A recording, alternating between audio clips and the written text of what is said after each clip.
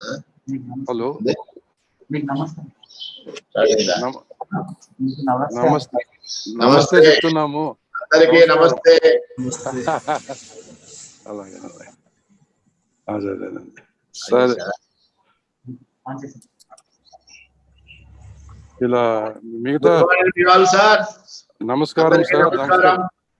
నమస్కారం సార్, అందరికీ నమస్కారం సార్. నేను శ్రీనివాసరావు నల్లబారికి శ్రీకాకుళం నుంచి సార్. అయ్యా శ్రీనివాసరావు గారు, నల్లబారికి శ్రీనివాసరావు సార్, శ్రీకాకుళం నుంచి సార్. నమస్కారం రావు గారు నమస్తే. సార్ నమస్తే సార్. నమస్తే రమణమూర్తి గారు సార్. నమస్తే సార్. నమస్తే. నమో నమః. ఇంకా మిగతా మిత్రులు వచ్చారు. శంకర్రావు గారు వచ్చారా? సంగారెడ్డి గారు వచ్చారా? వచ్చారు సార్, అందరూ వచ్చారు సార్. శంకర్రావు సార్ నమస్తే సార్ అందరికి. Sir Raghavareddy sir, vice chancellor Padmaraj sir, అందరికి నమస్కారం సార్. నేను I am Changareddy, attending from the university at office sir. Thank you sir. మీకు మంచిగా ఉందిలేండి, మీ వీడియో కాన్ఫరెన్స్ లో చక్కగా వస్తుంది యూనివర్సిటీ కాబట్టి. అలాగే థ్యాంక్ యూ సార్. డౌట్ అయింది, గ్రానైట్ ఏంటి డౌట్? ఈరోజు చెప్తాను సార్. వెళ్ళిపోతారంటే ఇంకా తర్వాత రారు. వస్తారులేండి సార్, మాట్లాడాను వాళ్ళతో. Good morning to all the respected dignitaries.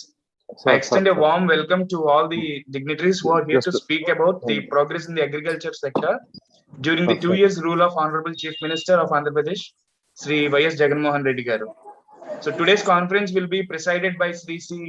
Gangireddy Garu, Chairman of Annamacharya Educational Institutions. He is also the Chairman in charge of Open Minds. Welcome, sir.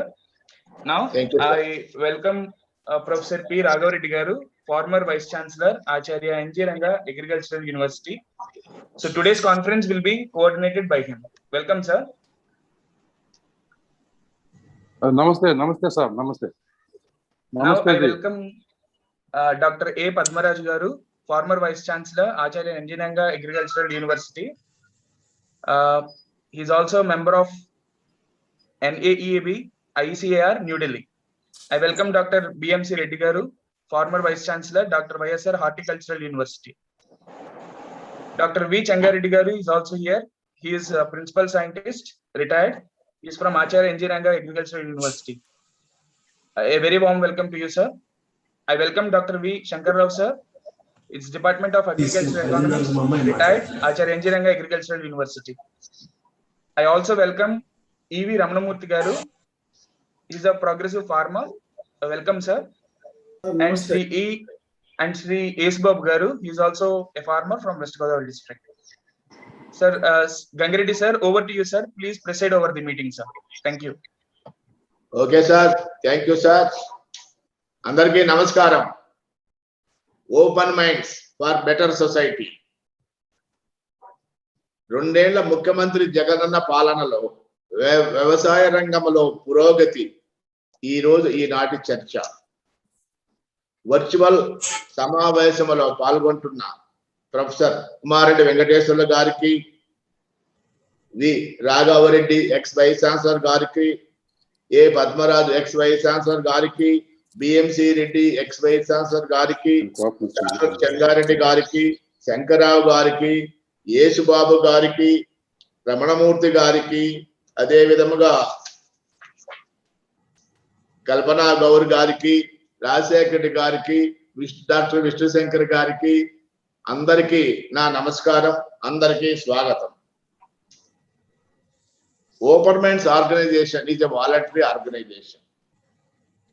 A government అయినా మంచి కార్యక్రమాలు చేపట్టినప్పుడు ప్రజలకు తెలియజేయడం ఎంతైనా అవసరం.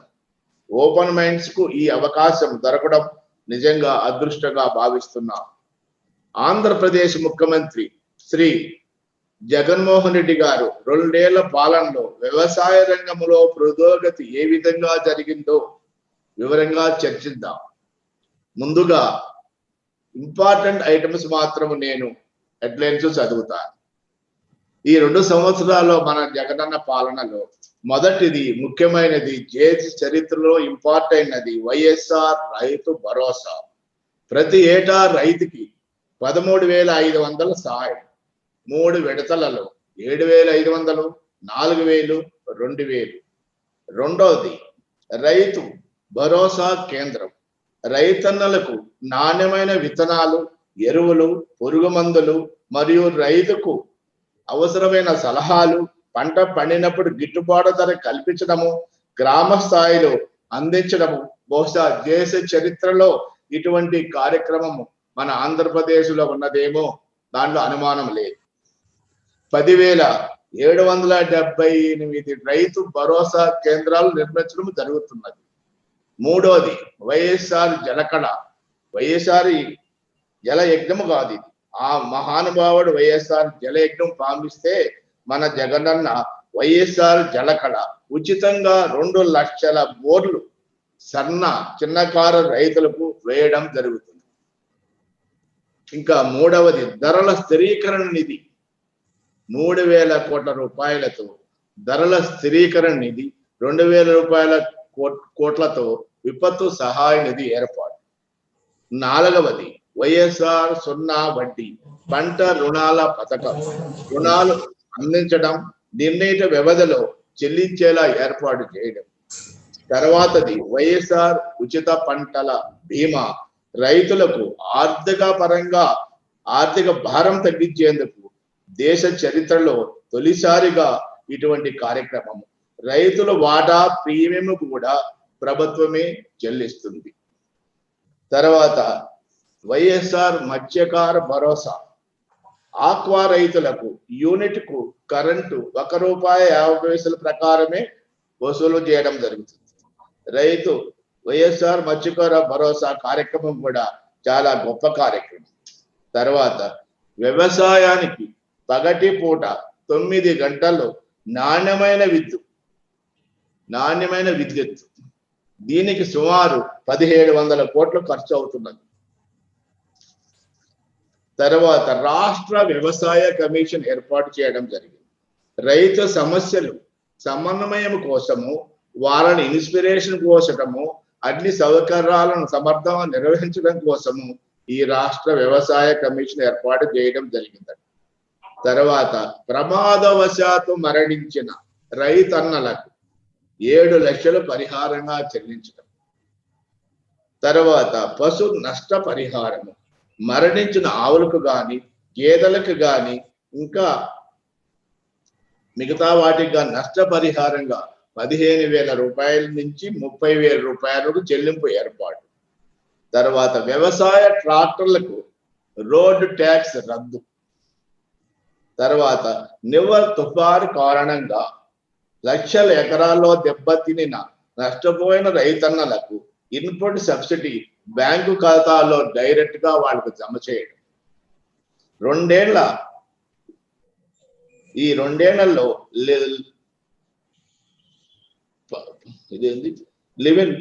లివర్ పథకాల ద్వారా అన్నదాతలకు సుమారు 85,000 కోట్ల రూపాయలు ఈ విధంగా లబ్ధి చేకూర్చడం జరిగింది. తర్వాత 1,600 కోట్లతో త్వరలో 1000 చెరువుల అభివృద్ధి కూడా చేస్తారు. ఇన్ని కార్యక్రమాలు ముఖ్యమంత్రి గారు ప్రవేశపెట్టిన పథకాలు రైతులకు ప్రత్యక్షంగా అందుతూ ఉన్నాయి. మన ముఖ్యమంత్రి గారు చేస్తున్న కార్యక్రమాలు సానుభూతితో గాక ఒక బాధ్యతాయుగా రెస్పాన్సిబిలిటీగా చేయడం అనేది చాలా గొప్ప విషయము. మనమందరము అభినందాల్సిన విషయము. ఈ అంశాలపైన పూర్తిగా చర్చను ప్రారంభించి మిగతా కార్యక్రమాలు చేపట్టవలసిందిగా మన రాఘవరెడ్డి గారిని, ex vice chancellor agriculture university, ఒక్కొక్క సబ్జెక్ట్ పైన ఒక్కొక్కరి ద్వారా చర్చ చేయించాల్సిందిగా నేను వారిని మనవి చేస్తున్నాను. అందరికీ నమస్కారం. రాఘవరెడ్డి గారు. నమస్తే, ధన్యవాదాలు గంగిరెడ్డి గారు. ఓపెన్ మైండ్స్ నుంచి తమరు విచ్చేసి ఇక్కడ గుప్తంగా పలు పథకాల గురించి వెల్లడించారు.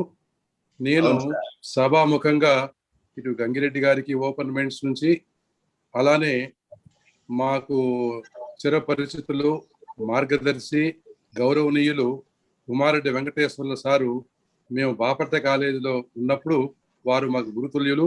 వారి మార్గదర్శకత్వం నేతృత్వంలోనే మేము ఇలా ఇంతవరకు ఎదిగినాము. వారికి స్వాగతం తెలియజేసుకుంటూ, వారితో పాటు ఇంకొక మా గురువు గారు అయినటువంటి పద్మరాజు గారు, అలానే బిఎంసి రెడ్డి గారు, మా కొలీగు బిఎంసి రెడ్డి గారు, ఇద్దరు కూడా ఎక్స్ వైస్ ఛాన్సలర్స్. వారితో పాటు మా మిత్రులు, కొలీగు మన డాక్టర్ చెంగారెడ్డి గారు, వారు కూడా ప్రధాన శాస్త్రవేత్త, బోర్డ్ ఆఫ్ మేనేజ్మెంట్ ఎంగ్రూకు వారు సభ్యులుగా ఉన్నారు. వారితో పాటు శ్రీనివాసరావు గారు, అలానే శంకర్రావు గారు, మరియు రమణమూర్తి గారు, ఇక యేసుబాబు గారు, వీరందరూ కూడా విచ్చేసి ఉన్నారు. అందరికీ స్వాగతం, సుస్వాగతం. ముఖ్యంగా ఈ రోజు చర్చా కార్యక్రమం గురించి ఓపెన్ మైండ్స్ లో 2 ఏళ్ల ప్రగతి ఎలా ఉంది, ఏమిటి అనేటువంటి అంశాన్ని గురించి ప్రస్తావించడం జరిగింది. ఇందులో 2 ఏళ్లలో చూసుకుంటే వ్యవసాయం రంగంలో వారు సెలవిచ్చారు సుమారు 85,000 కోట్ల రూపాయలు ఖర్చు చేసి ప్రగతి పదంలో దూసుకుపోయేందుకు దాంట్లో ఏమాత్రము సందేహము లేదని మాత్రము నిర్ద్వందంగా మనము చెప్పవచ్చు. మామూలుగా వ్యవసాయము అంటే, వ్యవసాయం అనేటువంటిది ఎక్కువ మంది ఆధారపడి ఉన్నారు కనుక వారి జీవితాలను, అలానే జీవన లక్ష్యాలను వాళ్ళని ఉన్నత స్థితికి తీసుకొచ్చేందుకు వ్యవసాయాన్ని లాభసాటిగా మార్పు చేసి తద్వారా 10 మందికి సేవ చేయాలనే సదుద్దేశంతో వారు పలు పథకాలను ప్రవేశపెట్టారు. ఈ వైఎస్ఆర్ ప్రభుత్వం రాకముందు, ఇక ఈ చివరి నుంచి ఆ చివరి వరకు పాదయాత్రలో వచ్చినప్పుడు రైతులతోనూ ప్రజా సమస్యలు అన్ని తెలుసుకొని రైతులకు ఏమి చేస్తే వారు లాభసాటిగా ఉంటుంది అనేటువంటి అంశాన్ని దృష్టిలో ఉంచుకొని ఇవి చేయటం జరిగింది. అందులో ప్రధానంగా వ్యవసాయానికి ఏం కావాలంట, మనము వ్యవసాయానికి సహజ వనరులైనటువంటి నేల, అంటే అదే భూమి, నీరు, వాతావరణము, ఇవి ఉంటాయి. మనము ఉన్నటువంటి అందుబాటులో ఉన్నటువంటి సాంకేతిక పరిజ్ఞానాన్ని ఉపయోగించుకొని రైతులు వ్యవసాయాన్ని చేపట్టడం జరుగుతుంటుంది. వ్యవసాయానికి మూలం కావాల్సింది ఏమిటి? పెట్టుబడి. ఆ పెట్టుబడి అనేటువంటిది 13,500 రూపాయలు ఒక్కొక్క రైతు ఖర్చు పెట్టి ప్రతి ఏటా ఇలా ఇచ్చినందువల్ల 1,50,00,000 పైన రైతులకు లబ్ధి చేసే విధంగా ఈ రైతు భరోసా పథకం కింద డబ్బులు ఇవ్వటం జరిగింది. ఈ డబ్బులు ఇచ్చినందువల్ల ఇది పెట్టుబడిగా వారికి ఉపయోగపడుతుంది అనేటువంటిలో ఏ సందేహము లేదని మనందరికి కూడా తెలియజేస్తున్నాం. ఈ పెట్టుబడి ఎక్కువ మంది చిన్నకారు రైతులే కనుక ఈ చిన్నకారు రైతులకు, ముఖ్యంగా ఎకరాకు లోపల ఉండేటువంటి వాళ్ళకి ఈ 13,500 అనేటువంటిది చాలా ఊరటనిస్తుంది అనేటువంటి ఒక అంశం. వీటితో పాటు ఇక ఇంకా పెద్ద రైతులుగా ఉండి వారికి వ్యవసాయానికి కావాల్సినటువంటి ఖర్చుల కొరకు రుణాలు తీసుకునేటువంటి సౌకర్యం కూడా కల్పించడం జరిగింది. ఆ రుణాలు తీసుకునేటప్పుడు సున్నా వడ్డీతో, అంటే ₹1,00,000 లోపల లోన్ తీసుకునేటువంటి వ్యక్తులకు వడ్డీ లేకుండానే తీసుకోవటం జరిగింది. ఇది ఇంత చక్కగా ఏర్పాట్లు చేసినందుకు మనము ప్రభుత్వాన్ని ధన్యవాదాలు తెలియజేయాలి. ఎందుకంటే ఇంతమంది రైతులకి పెట్టుబడి కింద ఇటు 13,500 ప్లస్ అప్పులు ఇచ్చేందుకు వడ్డీ లేని రుణాలు తీసుకున్నందువల్ల వ్యవసాయము ఎక్కువ మంది సాగు చేసేందుకు అవకాశం ఉందని తెలియజేసుకుంటున్నాం. మరి ఈ రెండింటితో పాటు ఎక్కడైనా credit card, Kisan credit card అనేటువంటిది కూడా అందుబాటులోకి తీసుకొచ్చి ఎక్కువ మందికి క్రెడిట్ కార్డు రూపేణ కూడా రుణాలు అందజేస్తున్నారు అనేటువంటి విషయం. ఇక ఈ పెట్టుబడి, ఈ సున్నా వడ్డీతో లోన్ తీసుకోవటము, వీటన్నింటితో సాంకేతిక పరిజ్ఞానాన్ని ఉపయోగించుకొని వ్యవసాయం చేపట్టేటప్పుడు మనకు సాంకేతిక పరిజ్ఞానాన్ని రైతులకు ఎప్పటికప్పుడు అందజేసేటువంటి అవసరం ఎంతైనా ఉంది. అందులో భాగంగానే గ్రామ స్థాయిలో రైతు భరోసా కేంద్రాలు అనేటువంటిది ఏర్పాటు చేసి వాటి ద్వారా ఎక్కువ మందిని ఇటు గ్రామ సచివాలయాల్లో అన్ని రంగాల్లో దాదాపు 11 మందిని వివిధ రంగాల్లో ఏర్పాటు చేశారు. వీటితో పాటు వాలంటీర్లు అందరూ చూసి దాదాపు 4 లక్షల వ్యక్తులని అపాయింట్ చేసి మండల స్థాయిలో నుంచి ఇక్కడంటే మన మండల స్థాయిలో నుంచి ఈ ఆర్బీ కేంద్రాలకు, రైతు భరోసా కేంద్రాలకి తీసుకురావటం కూడా జరిగింది. ఈ జరిగినటువంటి వీటి ద్వారా ఈ సాంకేతిక పరిజ్ఞానాన్ని ఎప్పటికప్పుడు వారికి అందజేసేందుకు ఈ వ్యవసాయ అసిస్టెంట్స్ ను అక్కడ ఏర్పాటు చేశారు. వారు రైతులకు కావాల్సినటువంటి సాంకేతిక పరిజ్ఞానాన్ని ఏర్పాటు చేస్తున్నారు. అయితే ఇక్కడ విత్తనాల దగ్గర నుంచి, ఈ రైతు భరోసా కేంద్రాల్లో విత్తనాల దగ్గర నుంచి ఎరువులు, పురుగు మందులు కానివ్వండి, అలానే ఇవన్నీ సరఫరా చేసేదానికి కూడా ఏర్పాట్లు చేయటం జరిగింది. ఇదే రైతు భరోసా కేంద్రం నుంచి వ్యవసాయ సంబంధించినంత వరకు ఆ ప్రాంతానికి అనువైనటువంటి మంచి రకాలు, హైబ్రిడ్స్, వాటి విత్తనాలు, తర్వాత సాగు చేసేటువంటి సలహా సంప్రదింపులు అన్ని కూడా ఏర్పాటు జరుగుతూ ఉంది.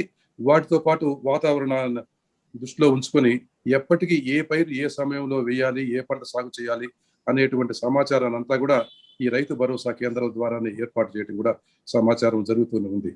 వీటి ద్వారా తీసుకున్నటువంటి సాంకేతిక పరిజ్ఞానాన్ని ఉపయోగించుకొని రైతన్నలు వ్యవసాయం చేసి మంచిగా దిగుబడి సాధించిన తర్వాత వీటిని అకాలంగా ఏదైనా ప్రకృతి వైపరీత్యాలు కనుక వస్తే, ఆ ప్రకృతి వైపరీత్యాలకు దెబ్బతిన్నప్పుడు రైతు నష్టపోతాడు కనుక వాటిని కూడా దృష్టిలో పెట్టుకొని ప్రకృతి వైపరీత్యాలు జరిగేటువంటి నష్టాన్ని భర్తీ చేసేందుకు కూడా మన ప్రభుత్వము చక్కగా వీరికి పరిహారం కూడా చెల్లించే ఏర్పాటు జరిగింది. అలా చెల్లించినందువల్ల రైతు ఆర్థికంగా నిలదొక్కుని మరలా రెండో పంటకు సాగు చేసేందుకు సమాయత్తం అయ్యేందుకు దోహదం చేస్తుంది. ఇది కూడా మనము తప్పనిసరిగా అభినందించవలసినటువంటి అంశమే. అంటే రైతు భరోసా కేంద్రాల ద్వారా ఈ సాంకేతిక పరిజ్ఞానము, అలానే ప్రకృతి వైపరీత్యాలు జరిగినప్పుడు జరిగిన నష్టపరిహారం కూడా త్వరగానే ఇవ్వటం కూడా జరిగింది. ఇక్కడ ఇంకొక విషయము ప్రస్తావించవలసిన అవసరం ఉంది. గతంలో చూస్తే ప్రకృతి వైపరీత్యాలు జరిగినప్పుడు ఎప్పుడో కొన్ని సంవత్సరాల తరబడి ఇచ్చేటువంటి వాళ్ళు కాదు. అదే ఈ ప్రభుత్వం వచ్చిన తర్వాత రైతుల కష్టాలను, నష్టాలను దృష్టిలో ఉంచుకొని ప్రకృతి వైపరీత్యాలు జరిగినప్పుడు వెంటనే అదే పంట కాలంలోనే ఇవ్వటం జరిగింది. దానికి కూడా పరిహారం కూడా తక్కువ స్థాయికి లేకుండా ఎక్కువగానే కోట్ల రూపాయల్లో అందరికీ అందజేయటం కూడా జరిగింది. ఇలా జరిగినప్పుడు ఇంకొక విషయం కూడా ప్రకృతి వైపరీత్యాలతో పరిహారం ఇదే కాకుండా బీమా సౌకర్యం అనేటువంటిది ఏర్పాటు చేశారు. అంటే మన పంటను బీమా చేస్తాము. బీమా చేసేటప్పుడు ప్రీమియం కడతారు రైతుల దగ్గర నుంచి. ఆ రైతులు కట్టేటప్పుడు ఇంతకు ముందు గత ప్రభుత్వాలు ఏం చేసేటువంటి కొంత పరిమాణంలో రైతులే కొంత కట్టాల్సి ఉండేటువంటిది. అలా లేకుండా ప్రతి రూపాయి కూడా ఖర్చు కాకుండానే పూర్తి స్థాయిలో వీరు ఏర్పాటు చేసి ఏమి పెట్టుబడి లేకుండానే ఈ ఇన్సూరెన్స్ కావలసినటువంటి ప్రీమియం కూడా ప్రభుత్వమే భరిస్తూ మొత్తము వారే చెల్లించి, తద్వారా ఎక్కడైనా పంట బీమా నష్టపోయినప్పుడు సకాలంలోనే అదే పంట కాలంలోనే ఇప్పిస్తున్నారనేటువంటి అంశం కూడా రెండవది కూడా ఉంది. ఇవి అయిన తర్వాత ఇక ఇంకొక అంశం కూడా ఏంటంటే వర్షాధారపు రైతులకి, ముఖ్యంగా వర్షాధారపు రైతులకు ఇటు ఉండేటువంటి చోట చిరుధాన్యాలు, పప్పు దినుసులు, ఆయిల్ సీడ్స్ ఇటువంటి అన్ని కూడా సరఫరా చేసి వాటికి కూడా విత్తనాలు కూడా సబ్సిడీ రూపంలో ఎప్పటికప్పుడు మేలైన విత్తనాలు సరఫరా చేసి వాటికి కావలసినటువంటి సాంకేతిక సలహాలు అన్ని కూడా ఇవ్వటం జరుగుతూ ఉండదు. ఇవన్నీ అయిన తర్వాత పంట నష్టాలు ఇవన్నీ అధిగమించి చివరికి పంట చేతికి వచ్చే సమయానికి ఇవన్నీ ఉపయోగించినందువల్ల గత ఏడు కానివ్వండి, అంతకుముందు గత 2 ఏళ్లలో దిగుబడి స్థాయి పలు పంటల్లో గణనీయంగా పెరిగిందనేటువంటి వాటిల్లో వాస్తవం. ఇలా ఎంత వృద్ధి సాధించారు అంటే దాదాపు 12 నుంచి 13% అభివృద్ధి దిగుబడులు సాధించటం జరిగింది. అది కూడా రైతులకి గత 2 సంవత్సరాల్లో వర్షాలు బాగా అనుకూలంగా జరిగి దిగుబడి స్థాయి బాగా పెంపొందిస్తే కాకుండా చీడపీడలు కూడా లేకుండా మంచి ఆదాయం వచ్చేందుకు దోహదపడే విధంగా దిగుబడి స్థాయి పెరిగింది. మరి ఇంత పెరిగిన తర్వాత ఈ ఏదైతే ఉత్పత్తులు ఉన్నాయో వరి ధాన్యం కానివ్వండి, చిరుధాన్యాలు కానివ్వండి, నూనె గింజలు కానీ, అపరాలు కానీ వీటన్నింటి కూడా దిగుబడి మంచి ధర వచ్చేందుకు ఎంఎస్పి అనేటువంటిది కేంద్ర ప్రభుత్వంతో ఒప్పించి మెప్పించి వారిని కన్విన్స్ చేసి మంచి ధరలు ఇచ్చేందుకు ఏర్పాటు చేయడం కూడా ఈ ప్రభుత్వానికి దక్కింది ఆ గౌరవం. ఎందుకంటే గతంతో పోలిస్తే గణనీయంగా ఈ ఎంఎస్పి రేట్లు కనీస మద్దతు ధరలను బాగా పెంచడం కూడా జరిగింది.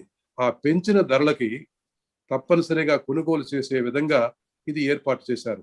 ఎలా ఏర్పాటు చేశారు అనేటువంటి అంశం కనుక ఒకసారి కనుక చూస్తే వరిలో కానివ్వండి, చిరుధాన్యాల్లో కానివ్వండి, మిగతా అన్ని పంటల్లో కూడా కేంద్రాలు ఓపెన్ చేసి ఎప్పటికప్పుడు రైతు పండించేటువంటి ధాన్యాన్ని కానీ ఇతర పంటల ఉత్పత్తులను కానీ కొని కనీస మద్దతు ధర వారికి లభించే విధంగా ప్రభుత్వం చర్యలు చేపట్టి కోట్ల రూపాయలను పెట్టుబడిగా పెట్టి వారికి కొనడం జరిగింది. మరి ఇంత కొన్నప్పుడు ఈ అపారమైనటువంటి కనీస మద్దతు ధరతో వారికి ఏమాత్రము తక్కువ లేకుండా మార్కెట్లో ఒకవేళ ఏ కారణం చేతనైనా కూడా ధరలకు తగ్గితే ధరలు తక్కువ చేయకుండా ధరల స్థిరీకరణ కొరకు 3,000 కోట్ల రూపాయలతో వీరు ఏర్పాటు చేసి ధర తగ్గినా కూడా వీరు ఇంటర్వెన్షన్ తీసుకొని తప్పనిసరిగా వారికి మద్దతు ధర లభించే విధంగా దోహదం చేసి ఆచరిస్తున్నారు. ఇక్కడ చెప్పటం కాదు, చెప్పి ఆచరణలో చూపించి కొనుగోలు కేంద్రాల ద్వారా వారు రైతు పండించినటువంటి పంట ఉత్పత్తులను కొని వారికి లబ్ధి చేకూర్చేందుకు దోహదపడినటువంటి ప్రభుత్వాన్ని అభినందించక తప్పదు. వీటితో పాటు మార్కెటింగ్ ఇవన్నీ చేస్తుంటే ఒకవేళ ఏ సమస్య వచ్చినా కూడా మార్కెటింగ్ లో దూర ప్రాంతాలకు రైతులు వెళ్ళలేరు కనుక దగ్గరలోనే ఉండేటువంటి కేంద్రాలు ఓపెన్ చేసి ఈ పంట కొనుగోళ్లకు తెరదీపారు. ఈ మధ్యనే మరలా ఈ కష్టాలన్నీ కూడా చూసుకొని రైతు భరోసా కేంద్రాల్లోనే ఎవరైనా అమ్ముకోలేకపోయినటువంటి వ్యక్తులు ఎవరైనా ఉన్నా కూడా వారికి తెలియజేస్తే కేంద్రాలను కూడా రైతు భరోసా కేంద్రాల దగ్గరనే ఈ పంట ఉత్పత్తులను కూడా సేకరించి వారికి కనీస మద్దతు ధరను అందజేసే విధంగా కూడా తీసుకోవడం జరుగుతుంది. ఇంకొక విశేషం ఏమిటంటే పంట కొనుగోలు చేసిన తర్వాత నెలల తరబడి చాలా సమయం తీసుకొని రైతులకు డబ్బులు చెల్లించేటువంటి వారు. కానీ ఈ 2 ఏళ్ల ప్రభుత్వంలో ఎప్పటికప్పుడు తక్కువ సమయంలోనే ఇవ్వటం కూడా జరిగింది. మరి వీటిని చూసేటప్పుడు ఈ నీరు అనేటువంటిది కూడా వ్యవసాయానికి చాలా అవసరం కనుక నీటి సౌకర్యాలు పెంపొందించేందుకు చాలా దోహదం చేస్తుంది. ముఖ్యంగా ఎక్కడైతే బోరు బావులు ఇటువంటివి ఉండాలంటే జలకళ అనేటువంటి పథకంతో ఎక్కువ లక్షల బోర్లకు ఏర్పాటు చేసే విధంగా చేస్తున్నారు.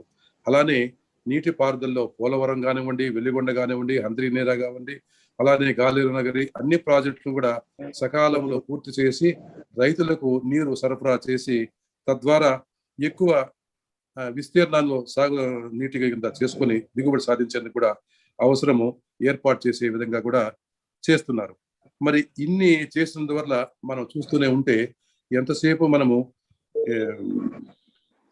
ఒక వ్యవసాయం గురించి మాట్లాడుతున్నప్పుడు పంటల గురించి అనేటువంటిది కాకుండా పంటలు కానివ్వండి, పశు పోషణ పశు సంవర్ధక శాఖ సంబంధించి కానివ్వండి, లేదా మత్స్యకారులు కానివ్వండి, అలానే ఉద్యానవన పంటలు కానీ అందరి రైతులకు అందరికి కూడా సహాయము అందజేస్తూ మంచిగా చేసి దీన్ని ముందుకు తీసుకెళ్తున్నారు కనుకనే ఇవన్నీ అంశాలు ఉన్నాయి.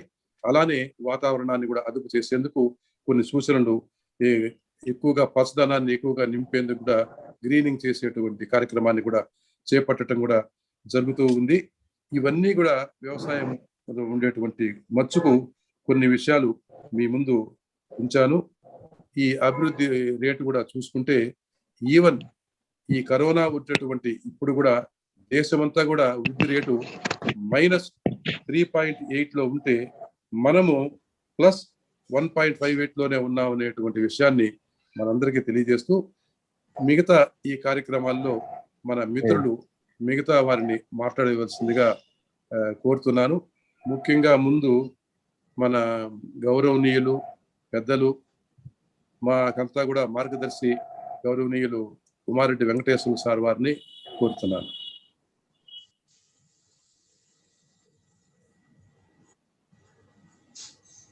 Hello sir. Hello.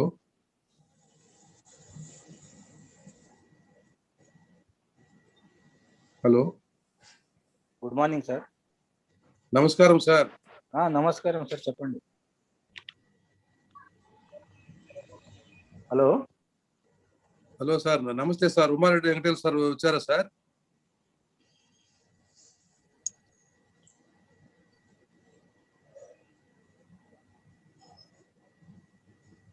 Hello hello hello sir, ఒకవేళ వారు అందుబాటులో లేకపోతే మనము ఇంకొక వక్తను కోరదాము. సార్ అందుబాటులో ఉన్నారా సార్? చెప్పండి సార్. నమస్తే సార్. నమస్తే సార్, చెప్పండి. మన ఉమారెడ్డి సార్ వచ్చారా సార్?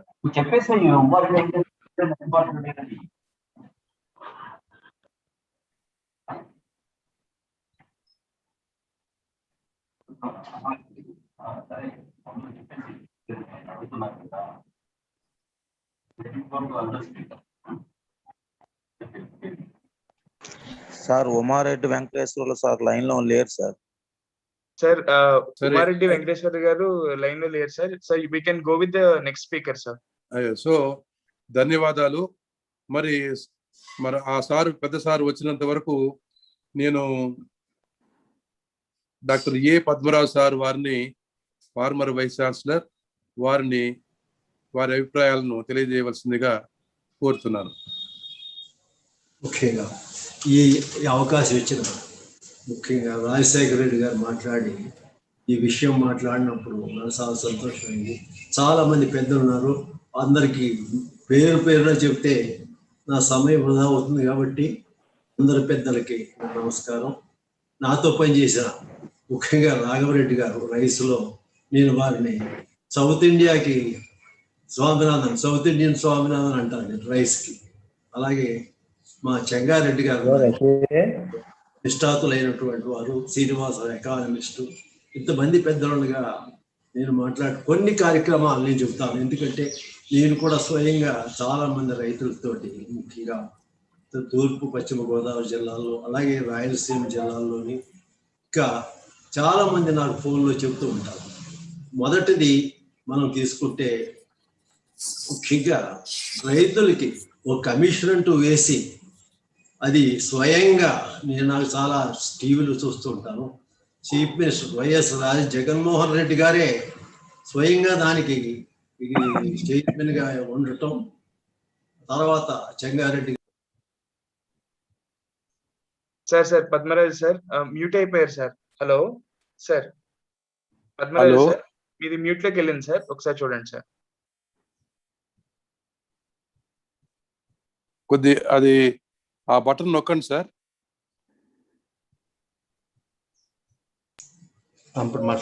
హలో, సౌండ్ వినపడుతుందండి? ఇప్పుడు వినిపిస్తుంది. అదే ఇప్పుడు ముఖ్యంగా జగన్మోహన్ రెడ్డి గారు రైతుల బాగోగులు పడిసి రైతులకి ఒక కమిషన్ వేయటం, ఇంగ్లీష్లో ఏమన్నానండి, పెద్ద వారే స్వయంగా ప్రతి నెల రైతులకు సంబంధించిన విషయాలు క్షుణ్ణంగా మాట్లాడటం. బహుశా చెంగారెడ్డి గారి ఆరోగ్యం బాగోలేదు, నాగిరెడ్డి గారి ఆరోగ్యం బాగోలేదు అనుకుంటా, వారు కూడా త్వరగా కోలుకోవాలని ఆశిస్తున్నాను. మా రాఘవరెడ్డి గారు కూడా దాంట్లో మెంబర్ అవ్వటం, అలాగే మా చంద్రశేఖర్ రెడ్డి, మాకు చాలా సంతోషం. మా యూనివర్సిటీ నుంచి కూడా ఒక 2 మెంబర్ని అందులో వేసుకోవటం. రెండవది, నేను కూడా స్వయంగా లాభం పొందింది ఉంటుంది. ఏంటంటే ఏదైనా పంట పాడైనప్పుడు సంవత్సరాలు టైం పట్టేది ఇవ్వటానికి. నాకు అవసరం కాకపోయినా మా మిస్సెస్ సీతామణి పేరున 1 ఎకరం 70 సెంట్లు ఆకివీడులో ఉంది, అది పాడైతే వెంటనే ఆ అకౌంట్కి డబ్బులు వచ్చేసింది. నాకు ఆశ్చర్యం వేసింది, ఈ డబ్బులు ఎవరు పంపారా అని. అంటే మేము ఎక్కడున్నా సరే అంత ఫాస్ట్గా నాకు చూసి, దీన్ని బట్టి నాకు అర్థమవుతుంది అంటే రైతుల విషయంలో ఈ అడ్మినిస్ట్రేషన్ ఎంత ఫాస్ట్గా జగన్మోహన్ రెడ్డి గారు రన్ చేస్తున్నారు అనేది అర్థమవుతుంది. రెండవది, ఈ విలేజ్ వాలంటీర్స్ నేను అనుకుంటాను అది చాలా గొప్ప విషయం. మనం ఎక్కువ సార్లు అనుకుంటూ ఉంటాం ఏది గ్రామ స్వరాజ్యం అని. నిజంగా గ్రామ స్వరాజ్యం వచ్చిందంటే దీనివల్లే. ఏది వాలంటీర్స్, అలాగే విలేజ్ లెవెల్లో సెక్రటేరియట్, రైతులకు ఏ సమస్య ఉన్నా వెంటనే దీని ద్వారా వారు నివారించడానికి కానీ, అలాగే మా యూనివర్సిటీస్ ద్వారా వారిని వెంటనే ఏ టైప్ ఆఫ్ ఏ సమస్య వచ్చినా దాన్ని మనం సాల్వ్ చేయటానికి వీలవుతుంది. కాబట్టి ఇది చాలా మంచి కార్యక్రమం. తర్వాత రైతు భరోసా కేంద్రాలు, నాకు అదొకటి చాలా నచ్చిన విషయం. రైతు భరోసా కేంద్రాలలో డబ్బులు ఇవ్వటమే కాకుండా ఇన్పుట్ సబ్సిడీ, టెక్నాలజీ ముఖ్యంగా మా యూనివర్సిటీస్ నుంచి ఇవ్వటానికి వీలు పడుతుంది. ఇంకొకటి, దీనికి రైతులకి ఇండైరెక్ట్ గా మనకు ఉండవలసింది యూనివర్సిటీస్. ఒకటి agriculture university, horticulture university, veterinary university.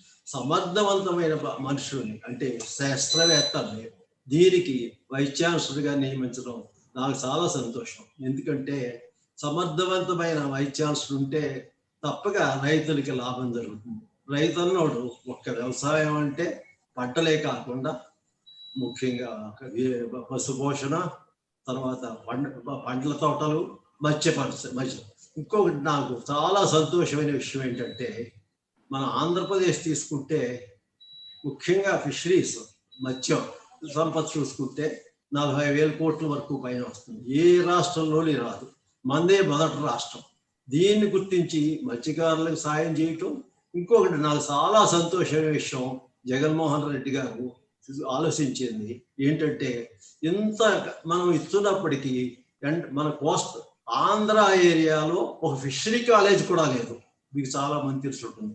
ఇటువంటి పరిస్థితుల్లో వారు ఒక ఫిషరీ యూనివర్సిటీ పెట్టడం అనేది నాకు చాలా సంతోషం. ఆ యూనివర్సిటీ వస్తే మంచి శాస్త్రవేత్తలు వస్తారు. అలాగే మన మత్స్య సంపద కూడా ఇంకా పెరిగి ప్రపంచంలోనే మనం బాగా అభివృద్ధి చెందడానికి ఆస్కారం ఉంది. రైతు భరోసా కేంద్రాలు కూడా చాలా చక్కటి మత్స్య సంపద గురించి. అలాగే ముఖ్యంగా నాకు తెలిసింది ఏంటంటే, చూసింది ఇది ముఖ్యంగా ఈ వర్షపాతం తక్కువ ఉన్న జిల్లాలు, ముఖ్యంగా అనంతపూర్, కడప, కర్నూలు ఇవి తీసుకుంటే అనంతపూర్లో ఎంతో మార్పు వచ్చింది. ఈ ట్యాంక్స్ అన్ని నీళ్ళతో నిండుతున్నాయి. ఆ నీళ్ళు ఏమో రైతులకు అందుతున్నాయి. అలాగే బోర్వెల్స్ ఆల్రెడీ చెప్పారు, ఫ్రీ బోర్వెల్స్ ఇచ్చారని.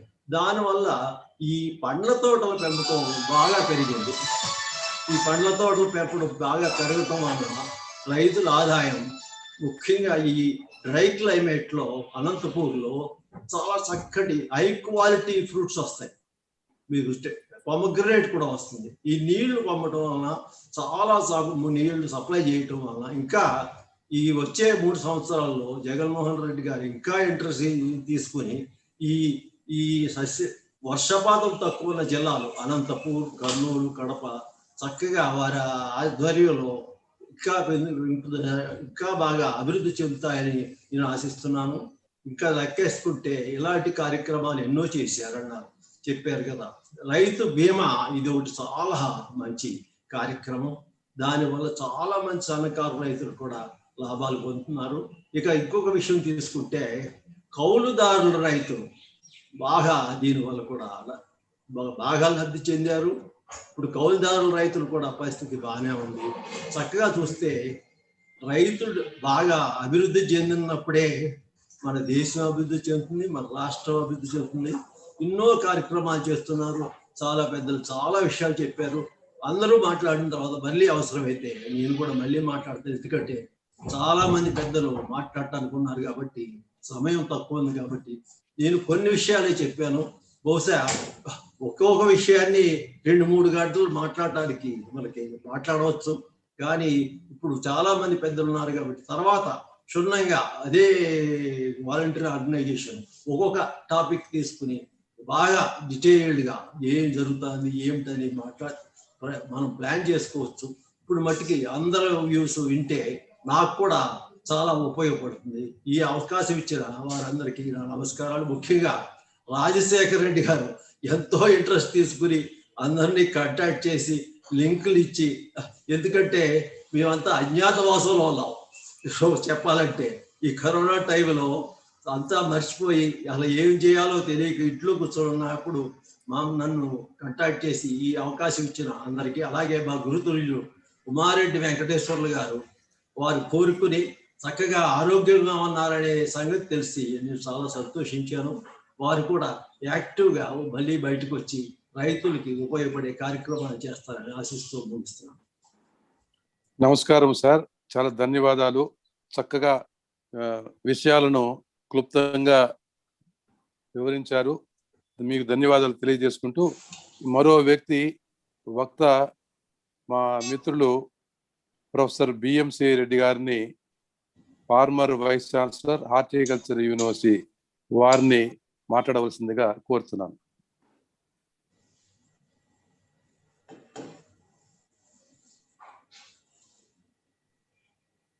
BMC saab.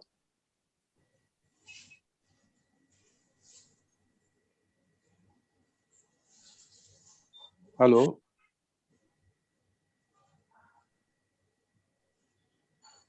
Hello sir, BMC Reddy గారు కూడా పార్టిసిపెంట్స్ లిస్ట్ లో లేరు సార్. ప్రాబబుల్లీ మళ్ళీ జాయిన్ అవుతారేమో సార్ ఆయన.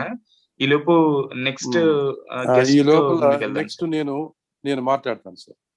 Now I request our esteemed colleague doctor Chengareddy గారు to speak on this occasion. Chengareddy గారు, మీరు కొద్దిగా మాట్లాడండి. Good morning to all of you, sir. I am thankful to the respected Dr. Rajshekar Reddy garu for giving me the opportunity, sir. Sir, this today's meeting, it is a very fitting context, duly completing our honorable Vice Chancellor completing 2 years of Chief Minister of Andhra Pradesh, sir. Sir, really a God-blessed Chief Minister for the God-blessed Andhra Pradesh state, which is an agriculturally potential state for the, and he and almost all for the last 2 years by taking several actions in Nadu Nedu Karyakramal Dwara, there are identified three priority sectors, sir. One is agriculture and education and health. These are the most neglected over the period of time, sir. Honorable, the late Chief Minister of Andhra Pradesh, Dr. Y.S. Rajshekar Reddy, who declared that Vyavasayamu, we have to make it a festival rather than this neglected sector.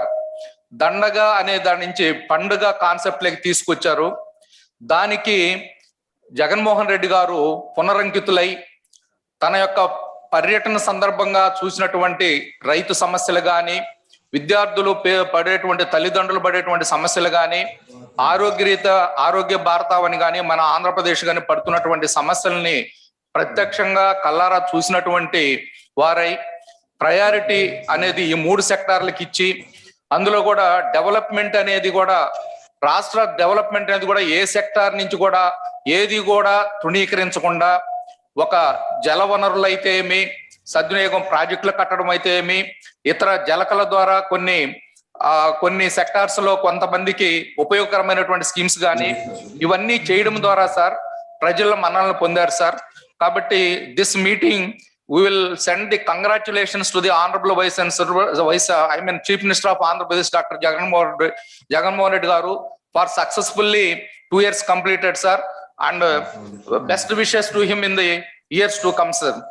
Sir, going to the this agriculture, sir, still 62% of the population in the agriculture, sir. Andhra Pradesh lo enta industrialization jarigina kuda, sir, వ్యవసాయం అనేది ఆంధ్రప్రదేశ్ కి అది ఎప్పుడు కూడా ఇది simultaneous గా ఎప్పుడు కూడా ఉండి తీరుతుంది sir.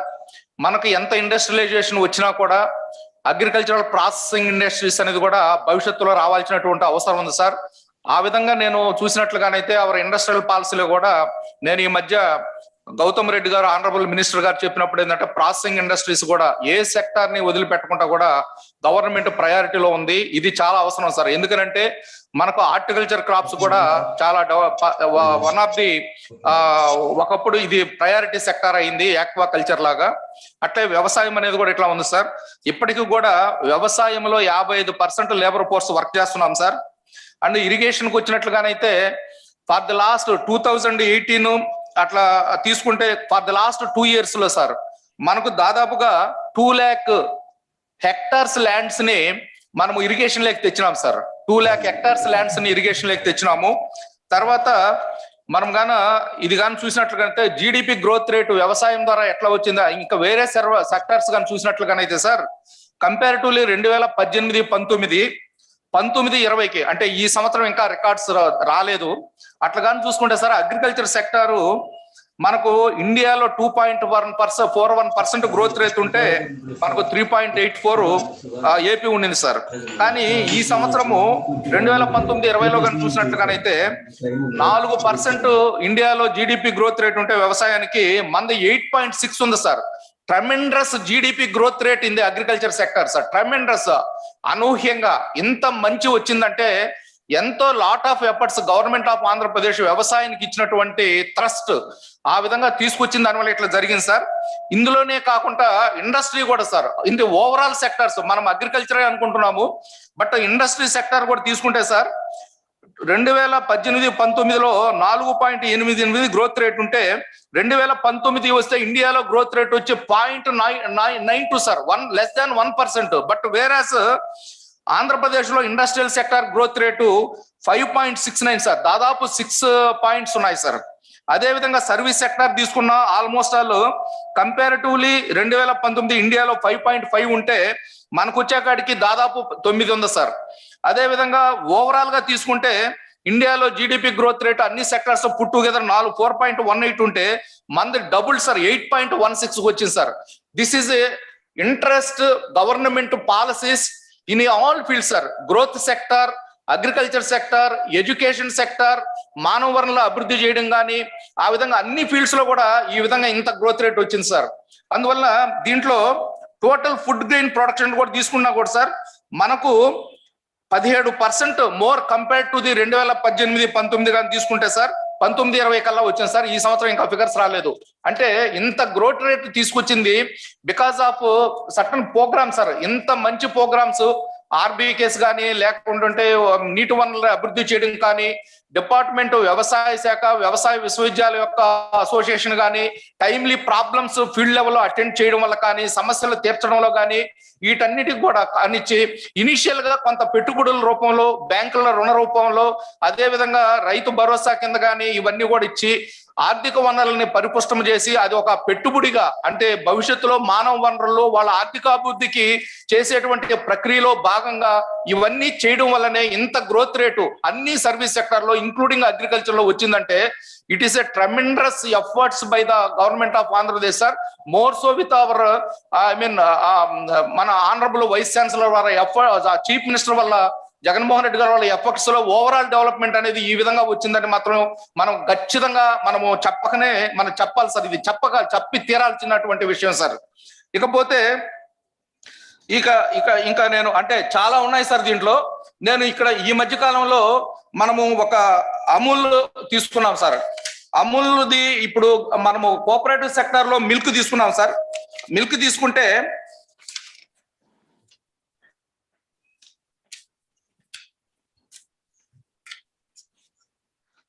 Sir milk తీసుకున్నట్టే sir Andhra Pradesh లో కూడా కోఆపరేటివ్ సెక్టార్స్ లో ఉన్నాయి మిల్క్ ఉంది. కానీ ఆర్గనైజ్డ్ సెక్టర్ లో మనం 24% ఆఫ్ ది మిల్క్ ప్రొక్యూర్మెంట్ అట్లా జరిగింది సార్. అంటే ఆల్మోస్ట్ ఆల్ అన్ఆర్గనైజ్డ్ సెక్టర్ లో 76% జరిగేది. అదే గుజరాత్ లో తీసుకుంటే అది అమూల్ ఫెడరేషన్ కానివ్వండి ఎట్లా కానీ 98% జరిగితే ఓవరాల్ గా వచ్చే అన్ఆర్గనైజ్డ్ సెక్టర్ లో 2% ఉంది సార్. అటువంటి పరిస్థితులలో మనము ఆర్గనైజ్డ్ సెక్టార్ లేకి తీసుకొచ్చి ఈ కోఆపరేటివ్ సెక్టర్స్ ఎక్కడైతే ఫెయిల్ అయినాయో ఆర్గనైజ్డ్ సెక్టార్ లో మనం అయితే అనేక కారణాల వల్ల అది మనము చెప్పుకోకపోయినా కానీ అది ఏం జరిగిందో మనకు తెలుసు. కానీ ఈ రోజు ఈ ఎఫర్ట్స్ వల్ల ఏం జరుగుతుందంటే ఇప్పుడు మనకు milk almost all government 4 rupees కానీ ఈ రోజు నేను ఈ మధ్య ఒక విలేజ్కి వెళ్ళినట్టుగానైతే 8 రూపీస్ దాదాపుగా 8 rupees per litre of milk వీళ్ళు ఈ ఇంటర్వెన్షన్ వల్ల అమూల్ వల్ల వచ్చినటువంటి పరిస్థితుల వల్ల కానీ గవర్నమెంట్ ఇచ్చినటువంటి ప్రోత్సాహం వల్ల కానీ దాదాపు 8 నుంచి 10 రూపీస్ 8 రూపీస్ టు 10 రూపీస్ కూడా పెరుగుతుంది సార్. కాబట్టి ఇది ఒక గ్రోత్ సెక్టర్ సార్. అంటే ఒక అమూల్ ని ఒక ఇంటర్నేషనల్ గా వాళ్ళ ఉత్పత్తులు కానీ ఇండియాలో కానీ ఎంత రినౌండ్ ఆర్గనైజేషన్ ని ఈ విధంగా తీసుకొచ్చిన దాని వల్ల అక్కడే దాని యొక్క ఇంపాక్ట్ మనకు బాగా కనిపిస్తుంది సార్. అదే విధంగా రైతు భరోసా కేంద్రాలు sir, one stop at everything available ఆ విధంగా తీసుకొచ్చారు సార్. దీనివల్ల అందరూ మాట్లాడారు, పెద్దలు కూడా మాట్లాడారు కాబట్టి ఇది ఒక one of the innovation sir. ఇది అంతర్జాతీయంగా అనేక దేశాలు, అనేక రాష్ట్రాలు, మన ఇండియాలో కూడా ఈ విధంగా విలేజ్ సెక్రటేరియట్ కానీ ఇది జరుగుతుంది సార్. దీన్ని ఇంకా కూడా ముందరకు తీసుకెళ్లాలి సార్. ఇకపోతే మా యూనివర్సిటీకి వచ్చాయి sir, we're very thankful to the our government and ముఖ్యమంత్రి గారికి. మాకు ఒక మంచి మెంబర్స్ బోర్డ్ ఆఫ్ మేనేజ్మెంట్ కమిటీని ఇచ్చారు సార్ యూనివర్సిటీకి, వ్యవసాయ విశ్వవిద్యాలయానికి. అన్ని వ్యవసాయ విశ్వవిద్యాలయాలకు ప్రస్తుతం హార్టికల్చర్, వెటనరీకి ఒక డిస్టింగ్విష్డ్ సైంటిస్ట్ ని, ఒక renowned scientist with able administrator ని మాకు వైస్ ఛాన్సలర్ ఇచ్చారు sir. We're all working with coordination sir. We're identifying problem powers, we're have the more interactions and we're planning the redefining the our experiments and to suit the needs of the future needs as per the directions of the agricultural, Department of Agriculture as well as the government of Andhra Pradesh sir. And in this direction, last year, because of the efforts of the Honorable Vice Chancellor and every scientist, every teacher in the university worked very hard. With the result, 31st rank to we are achieved at a national level. Previously 31st rank to 30th rank sir. And we are also some of the deficiency fields were identified sir. New programs, new institutions we are formulating sir. In that drone technology, it's a brainchild of our university sir, our vice chancellor. We are already last year technology, we have standardized the protocols in 9 crops sir. And this year we want to, with the Department of Agriculture, we want to take into the farmers fields in a large scale sir. That is one thing sir. Apart from that, nanotechnology, we have in a long time under this able guidance of the previous vice chancellors, honorable retired vice chancellor Raghav Reddy sir and Padmanabh sir, we have initiated nanotechnology sir. Now we are some thrust we are giving again by our vice chancellor in the new frontiers of research in nanotechnology.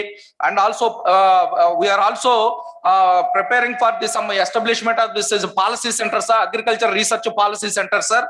And and also a few more things I want to tell you sir, this gathering sir. Previously sir, there are certain items we have to still identify sir. One is coastal, we have the from Tada to Ichapuram sir, Srisailam, we need to develop coastal saline land developments. A lot of wastelands are available sir. We need previously the late honorable CM Dr. Rajshekar Reddy garu wants to establish coastal saline land development sir, center of excellency and center of excellency for the dryland agriculture sir. Because many of the Rayalaseema districts are the drought prone areas. Of course, this present Jalayagnam and all these projects will bring it to the Rayalaseema. It may be a boon to the next years to come, sir. Apart from that, there should be some wasteland development, sir. Why this wasteland development, sir? We are giving the sheep and all the professional, some of the marginal people. We are sheep and goat rearing and etc. sir. By subsidies, and we are giving everything to them for the betterment of the downtrodden society. In that, the wasteland which are not useful for the either the Awas Yojana or else for cultivation, those things has to be identified. The wasteland should be pasteurized sir, for the grazing or else for the growing what the subabul, for the fodder crops like wood and etc. Those things sir, that has to be one thing sir. Center of dryland agriculture sir, coastal saline land sir, and center of excellency for the farm mechanization sir. Farm mechanization is a need of the hour sir. Keeping in view of the future sir, it is understood that by 2030 and almost all subsidy will go, if the subsidies will continue by the center or by the governments, it will be a exchequer of $130 to $1 billion sir. For that at least that is one thing sir. And the farmers of the small and marginal farmers, it is more than 120 million people sir. This actually agriculture depends upon the in future only small and marginal farmers sir, because many of the landlords they are leaving the cultivation and etc. But going for the keeping in view of all these things, we need to establish a center for the farm mechanization, farm machinery, so that the farm machinery has to develop to suit the needs of the local needs of the small and marginal farmers, sir. Unless we made it into that reality, that will be again a problem for the future, sir.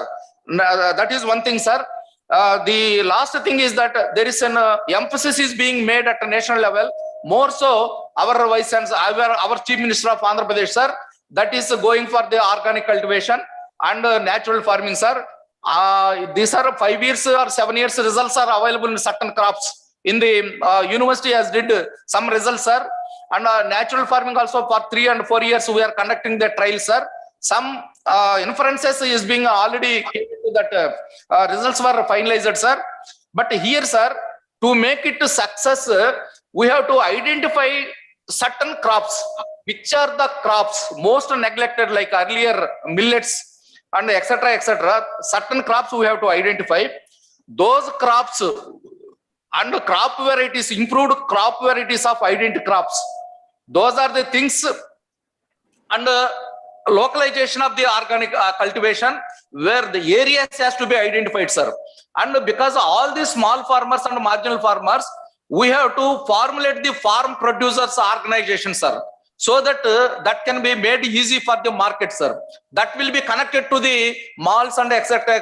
The who are the stakeholders, and that will benefit ultimately the farmers as well as for the stakeholders like consumers, sir. And it improves the efficiency and area and etc. Easily we can take into the cultivation of organic and natural farming, sir. This is one area we have to keep it in mind, sir. But surely, definitely, sir, with this strenuous efforts, intensified efforts, giving to the agriculture for the last 2 years, and definitely, sir, our state will become the model for the other states of the country as well as other countries. This state will be the model for the other countries, sir. That much we are sure under this our blessed state with the because of our blessed chief minister of Andhra Pradesh, sir. We are all fortunate, and our public is fortunate, our farmers are fortunate, we are all fortunate with these ideas and the trust, the efforts being put by our honorable chief minister for the state of Andhra Pradesh, keeping in view of the Nadu Nedu programs in the agriculture, education and health, sir. With this, I will again participate in the discussion, sir. Thank you very much, sir, for giving this opportunity. So ధన్యవాదాలు చెంగారెడ్డి గారు. మీరు పలు అంశాల పైన విషయాలు దృష్టికి Sir, are you hearing, sir? చక్కగా yes వినిపిస్తోంది. మీకు వినిపిస్తోందా? Sir, are you hearing? మీకు వినిపిస్తా ఉందా చెంగారెడ్డి గారు? హలో Sir, హలో హలో అదే మనం వినపడడం లేదు. Sir, are you hearing me, sir? నాకు వినిపిస్తుంది బాబు. ఓకే సార్, మాకు ఇప్పుడు వినపడింది సార్ నాకు. సో ధన్యవాదాలు చెంగారెడ్డి గారు. మీరు పలు విషయాలపైన చక్కగా వివరించారు. మీరు చెప్పినట్లు చేసింది చాలా చాలా చాలా గొప్ప విషయం చేశారు ఇంతవరకు ప్రభుత్వము. ఇంకా చేయాల్సింది ఇది ఒకటి చేస్తూ వస్తే రెండోటి ఆటోమేటిక్ గా జరుగుతూ వస్తాయి. కాబట్టి మనసున్న మహానాయకుడు రైతు సమస్యలే కాదు, ప్రజల సమస్యలను దృష్టిలో ఉంచుకొని ఏ విధంగా ముందుకు వెళ్ళి మనందరి జీవితాలను బాగు చేసేందుకు వ్యవసాయాభివృద్ధి కాదు అన్ని రంగాల అభివృద్ధి చేసి జీవన ప్రమాణాలు కూడా బాగా పెరుగుదల కావాలంటే లాభసాటిగా ఉండాలి వ్యవసాయం అనేటువంటి దృక్పథంతో ముందుకు వెళ్తున్నారు కనుక వారందరికీ కూడా వారి నేతృత్వంలో మనందరం చక్కటి సూచనలు సలహాలు అన్ని ఇస్తూ ఆచరణలో చేసేందుకు దోహదం చేసే విధంగా మనందరం కృషి చేయాలి. అందులో భాగంగానే మీరు చెప్పినట్లు ఒక్కొక్క అంశం పైన మాట్లాడదాము. ఈ లోపల ముందుగా మిగతా మిత్రులు రమణమూర్తి గారు ఉన్నారు. రమణమూర్తి గారు వారిని కూడా మాట్లాడవలసిందిగా కోరుతున్నాను. క్లుప్తంగా వారి ముందు విషయాలు దృష్టికి తీసుకొస్తే తర్వాత మనం చర్చిస్తాం ఒక్కొక్క అంశం పైన. నమస్కారం సార్. అయ్యా నమస్తే. నమస్తే సార్ నేను ఆడిబుల్ సార్? చెప్పండి. ఎస్ వినిపిస్తాను, చెప్పండి సార్. ఫస్ట్ మా గురువు గారు మా రాఘవల్ రైస్ రీసెర్చ్ స్టేషన్ లో చక్కటి సైంటిస్ట్ గా మంచి వెరైటీస్ ఇచ్చి రైతాంగానికి ఎంతో సేవ చేసిన మా వైస్ ఛాన్సలర్ రాఘవరెడ్డి గారికి ధన్యవాదాలు, నమస్కారం తెలియజేసుకుంటూ, సార్ పార్టిసిపెంట్స్ అందరికీ, పెద్దలందరికీ కూడా నా నమస్కారం సార్. సార్ ఇప్పుడు ఎక్కువ నేను మరి చెప్పలేను, ఎందుకంటే స్టాటిస్టిక్స్ డేటాలు అవి ఒక ప్రోగ్రెసివ్ ఫార్మర్ గా మీ అభిప్రాయాలు సూచనలు చాలు, సార్. ఒకరితో పోలిక కాదు. సార్ వ్యవసాయానికి కీలకమైనటువంటి వ్యక్తులు మీరు. సార్. మీరు ఎలా ఈ 2 సంవత్సరాల్లో సార్. ప్రభుత్వం ఏం చేస్తుంది, రైతులకు ఏ విధంగా ఉపయోగపడుతుంది, ఇంకా సార్. ఏం చేయాలి అనేటువంటి విషయాలు మీకన్నా తెలిసిన వారు ఎవరు లేరు. ఎందుకంటే ఆ సార్. ప్రాంతంలో ఉత్తర కోస్తాలో చక్కగా వ్యవసాయం గతంలో చూస్తే వెనుకబడిందని చెప్పుకునేవాళ్ళు, ఇప్పుడు మున్ముందుకు దూసుకుపోతుంది కనుక ఆ విషయాలు మీరు వివరించండి దయచేసి. సార్ మొట్టమొదటిగా మా 3 జిల్లాలు వెనుకబడిన జిల్లాలు కాదు సార్, అశ్రద్ధ చేయబడిన జిల్లాలు ఎన్నాళ్ళు.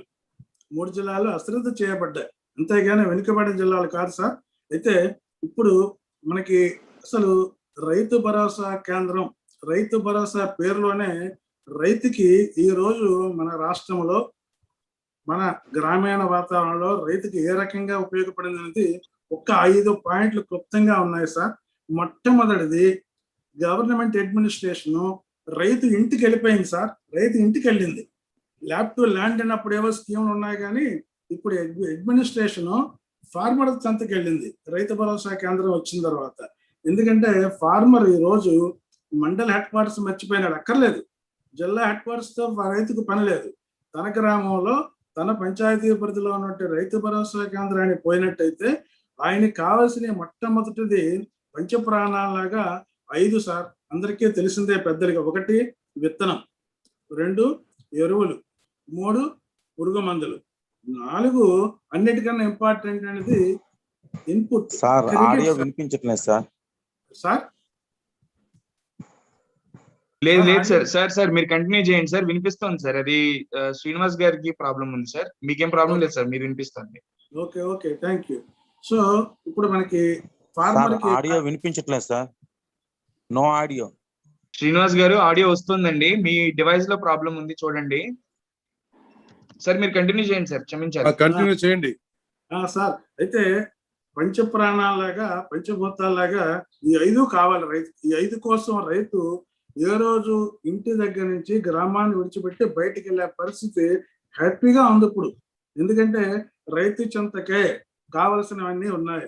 సీడ్ ఈ రోజు ఎక్కడ విత్తనం కోసం ఒక్క రైతుకి ఇబ్బంది అయిందన్న మాట రాలేదు. ఫార్మర్స్ కి హ్యాపీగా అనుకున్న సీడు, జస్ట్ లైక్ మన ఏది ఇండెంట్ పెడితే వచ్చేసింది చూసారా ఇంటికి, జొమాటో వీటిలో ఆ రకంగా విత్తనం వస్తా ఉంది రైతు భరోసా కేంద్రానికి. ఎరువులు కూడా ఏ రోజు ఎరువుల కోసం రైతు లైన్ లో నిలబడిన పరిస్థితి 2 సంవత్సరాల్లో రాలేదు సార్ మొట్టమొదటిగా.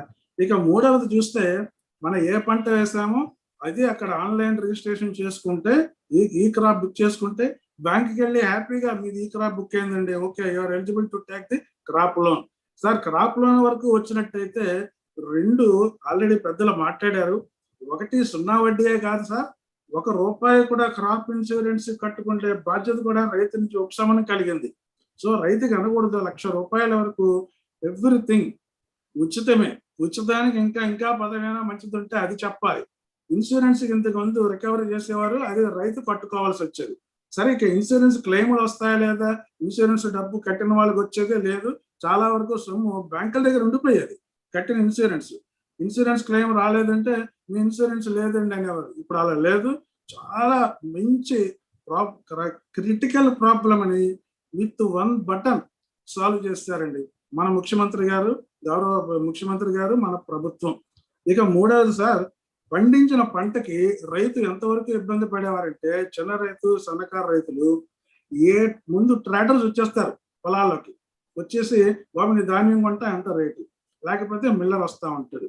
ఇప్పుడు రైతు ఎంత ధీమాగా ఉన్నాడంటే, ఎక్కడ నువ్వు రావక్కర్లేదు, మీ రైతు భరోసా కేంద్రంలో నేను పండించిన వరి కానివ్వండి, మొక్కజొన్న కానివ్వండి, లేకపోతే పల్సెస్ కానివ్వండి, మా రైతు భరోసా కేంద్రానికి ఇచ్చుకుంటే మాకు డబ్బులు వస్తా ఉన్నాయి.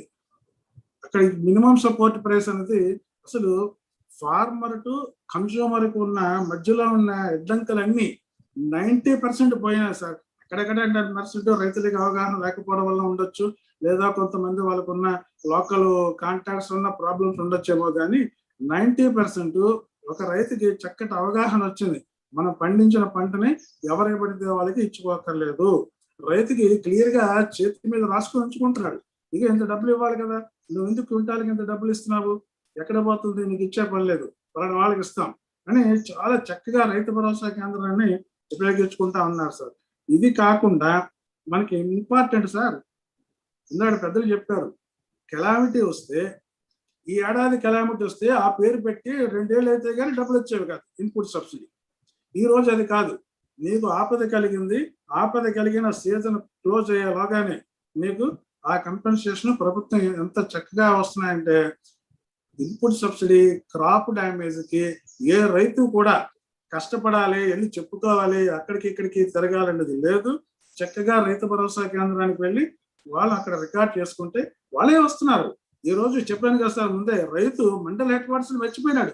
రైతు భరోసా కేంద్రం వచ్చాక జిల్లా హెడ్ క్వార్టర్స్కి వెళ్ళే పని లేదు రైతుకి, ఎందుకంటే అన్ని తన ఇంటి దగ్గర జరుగుతా ఉన్నాయి. తనకి ఫ్రీ టైంలో వెళ్ళి చేసుకుంటున్నారు, వాళ్ళకి కావాల్సిన యాక్టివిటీని అక్కడికి వెళ్ళి రిజిస్టర్ చేసుకుంటున్నారు. తర్వాత సార్ ఇప్పుడు ఇంకొకటి, ఇప్పుడు సార్ చెప్పారు ఫార్మ్ మెకనైజేషన్ వరకు ఇప్పుడున్న ప్రొసీజర్లో కస్టమ్ హైరింగ్ సెంటర్లో, సర్వీస్ సెంటర్లో ఇస్తామని చెప్తున్నారు. ఇది కాకుండా సన్నకారు చిన్నకారు రైతుకి రాబోయే రోజుల్లో, ఎందుకంటే సార్ ఇక్కడ 2 ప్రాబ్లమ్స్ ముడిపడి ఉన్నాయి సార్, ఉపాధి హామీ, ఫార్మ్ మెకనైజేషన్. ఫార్మ్ మెకనైజేషన్ లేకపోతే రైతుకి పని చేయవలసిన మనిషి దొరకట్లేదు ఫీల్డ్ లో. కాబట్టి ఉపాధి హామీ మనకి కావాలి, అది కూడా మనకు అవసరం, వారు కూడా బ్రతకాలి.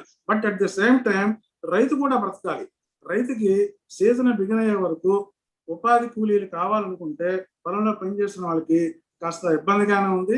హయ్యర్ లెవెల్లో మీ అందరూ పెద్దలందరూ కూర్చొని ముఖ్యమంత్రి గారితో ఒక మారు చర్చించి అసలు ఉపాధి హామీని వ్యవసాయానికి ఏ రకంగా ట్యాక్స్ చేయొచ్చు.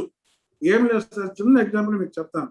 ఒక రైతు వ్యవసాయం చేయాలంటే దుక్కు దున్నాలి, నారు వేయాలి, ఉడచాలి, కోత, నూర్పు. దీనికి రైతు ఒక భార్యాభర్తలు ఇద్దరు చేసుకోలేరు, ఆయనకి ఎక్స్ట్రా మనుషులు కావాలి. మరి వీళ్ళే రైతులు అదే ఊరిలో ఉపాధి హామీకి వెళ్ళిపోతా ఉంటే మరి వీళ్ళకి వచ్చే రైతులు దొరకట్లేదు. సో అటువంటి పరిస్థితుల్లో ఉపాధి హామీకి వెళ్ళే వాళ్ళనే ఈ రైతు పొలంలో పనిచేయడానికి ఒక మోడాలిటీస్ తయారు చేస్తే మేధావులంతా కూర్చొని రాష్ట్ర స్థాయిలో ఇది మనం ట్యాగ్ ఆన్ చేయొచ్చనే మా అభిప్రాయం సార్ రైతు పరంగా. ఇక రెండవది సార్, ఇప్పుడు హార్టికల్చర్ వరకు వచ్చినట్టయితే యాజ్ అ రైతుగా ఇప్పుడు కావలసిన every schemes, sprinklers, micro irrigation, farm points, pack house, కొత్త టెక్నాలజీని తీసుకొచ్చి రైతుకు అందుబాటులో ఇస్తా ఉన్నారు సార్. అన్నిటికన్నా ఇంకొకటి, మీ అందరి అందరికీ కూడా సార్ వినిపిస్తుందా సార్? వినిపిస్తుంది సార్, చాలా క్లియర్ గా వినిపిస్తుంది సార్. సార్ ఇంకొకటి ఏంటంటే, రైతు ప్రొడ్యూస్ చేస్తున్నారు రా మెటీరియల్, మన ప్రభుత్వానికి ప్రొక్యూర్మెంట్ లో చక్కటి మినిమం ప్రైస్ తో తీసుకోగలుగుతున్నాడు. కానీ రైతుకి కాస్త డబ్బులు ఎక్కువ రావాలంటే, చిన్న ఎగ్జాంపుల్ చెప్తాను సార్, మా మండలంలో మనకి పల్స్ షెల్లింగ్ మిషన్ ఇచ్చారు, పెసర, మినుము, కంది. చక్కగా చిన్న యూనిట్ పెట్టుకున్నాడు పిండి మిల్లు లాగా. ఈ పండించిన పెసలు, మినుములు, కందులు అక్కడ ఇచ్చేసరికి తొక్క తీసి చక్కగా మంచి పప్పు వస్తా ఉంది. దాన్ని మీరు చెప్పినట్టు ఇందాక చంగారెడ్డి గారు చెప్పారు, టైప్ చేయడానికి మనకి మహిళా సంఘాల నుంచి కానీ వీళ్ళ నుంచి కానీ ఆ మెటీరియల్ ప్యాక్ చేసి ఇచ్చినట్టయితే ఫార్మర్ కి రెమ్యునరేటివ్ ప్రైస్, కాస్త ఎక్కువ ప్రైస్ కూడా వస్తుంది. అటువంటి వాటి మీద కూడా కాస్త రైతు భరోసా కేంద్రాల్లో మనం వీలు కల్పించి 2-3 యూనిట్స్ కానీ రైతు భరోసా కేంద్రాలు పెట్టినట్టయితే రైతులకు పండిన దాన్ని తీసుకుని వెళ్ళి అక్కడ ఇచ్చుకొని అతనే వాల్యుయేషన్ ఆటోమేటిక్ గా వస్తుంది. వాల్యుయేషన్ తో ఎక్కువ ప్రైస్ కూడా వస్తుంది. అదే పల్సెస్ ప్రొక్యూర్మెంట్ చేసి మళ్ళీ ఆ రేటు కావాలంటే కొద్దిగా ఇబ్బంది ఉంది. ఇటువంటి వాటికి కాస్త వాల్యుయేషన్ లో స్మాల్ సైజ్ ప్రాసెసింగ్ యూనిట్స్ మండల స్థాయిలో కానీ, లేదా ఇక మండల స్థాయి వద్దు సార్, మనకి రైతు భరోసా కేంద్రాలనే అవి కూడా చేయాలని మరి ప్రభుత్వానికి రైతాంగం తరపున మనవి చేస్తా ఉన్నాం సార్. ఇక వైఎస్ఆర్ జలకళ గురించి చెప్పాలంటే ఇక మాటలు లేవండి. ఎందుకంటే మాకు మొన్న ఒక డౌట్ వచ్చి మా రైతులు మాట్లాడుకున్నాం, అరే మాన్సూన్ స్టార్ట్ అయింది, ఎన్నాళ్ళు అయింది, రాయలసీమలో వర్షాలు పడతా ఉన్నాయి, మనకి వర్షాలు ఇంకా రాలేదు. ఇందాక ఒకసారి చెప్పారు, రాయలసీమలో పద్మరాజు గారు అనుకుంటాను, రాయలసీమలో ఎంత హార్టికల్చర్ డెవలప్ అయింది, నీళ్లు పారుతా ఉంటే భూగర్భ వాటర్స్, అండర్ గ్రౌండ్ వాటర్ వచ్చింది. సో అక్కడ వర్షాలు పడుతున్నాయి, మాన్సూన్ వచ్చిన వెంటనే అక్కడ వర్షాలు పడినాయి, అక్కడ ఏర్లన్నీ మంచి వాటర్ వచ్చింది. మా జిల్లాలో వెనకబడుతున్నామే, ఒకప్పుడు ఇలా ఉండేది కదా అని. అంటే దట్ ఈస్ ది ఇండికేషన్. వేరే స్టాటిస్టిక్స్, వేరే డైనమిక్స్ ఏం అక్కర్లేదు సార్. రియల్ ప్రాక్టికల్ ఎగ్జాంపుల్ అనమాట. 2 years లో మాన్సూన్ వచ్చిన వెంటనే అంత చక్కటి వర్షాలు రాయలసీమ జిల్లాలకు వచ్చినాయి, ఇంకా ఇటు కూడా వస్తాయి. అంటే మీకు ఎగ్జాంపుల్స్ చెప్తా ఉన్నాం అన్నమాట. అది ఇంపార్టెంట్ సార్. ఇక మూడవది పశుపోషణ. రైతుకి ఖచ్చితంగా వ్యవసాయంతో పాటు పశుపోషణ, పాడి పంట. సో ఆ పశుపోషణలో కూడా రైతుకి కావాల్సిన ఇంకొద్దిగా మనకి రైతుకి ఇప్పటికే ఇన్సూరెన్స్ చాలా బాగుంది. ఇన్సూరెన్స్ కూడా ఇన్సూరెన్స్ ఏజెంట్ వచ్చి ఇన్సూరెన్స్ చేసుకునే పని లేదు. లోకల్ వెటర్నరీ అసిస్టెంట్ చెప్పినట్టయితే వెటర్నరీ డాక్టర్ గారు వాళ్ళే ఇన్సూరెన్స్ చేస్తున్నారు, వాళ్ళే మనకు ట్యాగ్ ఇస్తున్నారు. ప్రతి యానిమల్ కి ఒక ఐడి నెంబర్ ఇచ్చారు. ఏమైనా పొరపాటుని కానీ చనిపోయినట్టయితే ఆ ఐడి నెంబర్ ఉంటే వాళ్ళే మొత్తం ప్రాసెస్ చేస్తా ఉన్నారు. కాబట్టి అదొకటి సార్. మరి ఒకవేళ మీ పర్మిషన్ తో సార్, మన రాఘవరెడ్డి గారి పెద్దల పర్మిషన్ తో సార్ వినిపిస్తున్నా సార్? చెప్పండి సార్. ఒక్క ఫోటో, ఎందుకంటే హార్టికల్చర్ లో ఫారం పాండ్ ఒకటి శాంక్షన్ చేశారు సార్ మాకు. ఆ ఫారం పాండ్ ఎంత ఉపయోగపడుతుంది అంటే జస్ట్ ఆ ఫోటో చూపిస్తాను సార్. మరి చూపించండి కనబడతా ఉంది సార్. అది అవునవునవును, 60 అడుగులు ఇంటూ 60 అడుగులు ఇంటూ 10 అడుగులు డెప్త్ సార్. ఇప్పుడు రేపు వర్షం పడిందంటే మాకు ఫారం పాండ్ అంతా నిండిపోద్ది సార్. దీనికైనా ఆ జాగా చూస్తే 10 సెంట్లు కూడా లేదు. నాకు రెండో పంటకి కావాల్సినంత వాటర్ తీసుకుంటా ఉండదు సార్. మంచి ఫారం పాండ్ సార్ ఇది. మననే హార్టికల్చర్ వాళ్ళు శాంక్షన్ చేశారు. చక్కగా ఫారం పాండ్ మేము కట్టుకున్నాం సార్. ఇలాంటివి చాలా చక్కటి కార్యక్రమాలు. మరి పెద్దల మీరందరూ కూర్చొని ముఖ్యమంత్రి గారితో ఇక్కడ ఒకటే సార్, ఆయనకున్న కమిట్మెంట్. ముఖ్యమంత్రి గారికి రైతు నాకు ఫస్ట్ కావాలి. ఎవరు సార్ రైతును అన్నాన్ని పిలిచారు ఈ నాయకుల్లో? ఇప్పటి వరకు రైతును కూడా అన్నాన్ని పిలిచిన నాయకులు, ముఖ్యమంత్రులు ఎవరున్నారు సార్? పెద్ద ఆయన మహానుభావుడు రాజశేఖర రెడ్డి గారి తర్వాత మళ్ళీ ఇక్కడే రైతును అన్నాన్ని పిలిచిన పెద్దలు ఎక్కడా లేరు, పరిపాలకులు. అటువంటిది మరింత జగన్మోహన్ రెడ్డి గారు మరింత మనకి సాయం చేసి రైతాంగాన్ని ముందుకు తీసుకెళ్తారని, రైతాంగం తాలూకా సమస్యలు అందరితో మేధావులతో కూర్చొని చర్చించి ఒక కాంప్రహెన్సివ్ పాలసీని తర్వాత సార్ ఇక్కడ పంటకి బీమా ఉంది, రైతుకు కూడా బీమా ఉంది సార్. ఇద్దరికీ బీమా ఉంది. కష్టకాలంలో రైతు బీమా ఉంది, పంట బీమా కూడా ఉంది. సో ఇటువంటి మరి చాలా ఉన్నాయి. టైం ఎక్కువ తీసుకున్నానేమో పెద్దలందరి దగ్గర నేను మాట్లాడడానికి.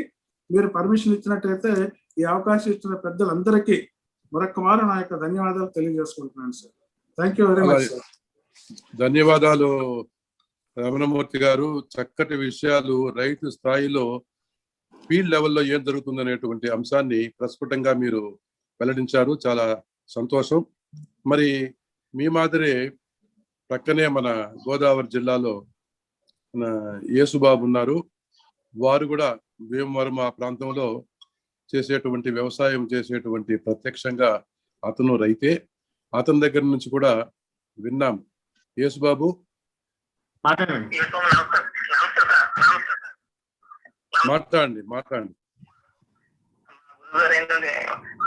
రాఘవరెడ్డి గారు నమస్కారం తెలియజేసుకుంటాం సార్. ఈ జగన్ అంటే అండి, అంటే జనం మెచ్చిన, అంటే గుర్తించిన, జన్ అంటే నాయకుడు, జనం మెచ్చి గుర్తించిన నాయకుడు జగన్ అండి. జగన్ జననాయకుడు. ఎంతో మంది సూర్యకాంతిని అర్చి కాపాలనుకున్న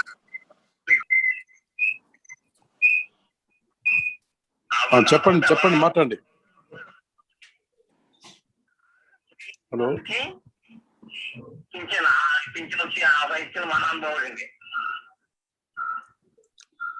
అదే అంటే రాష్ట్రం బాగుంటుంది.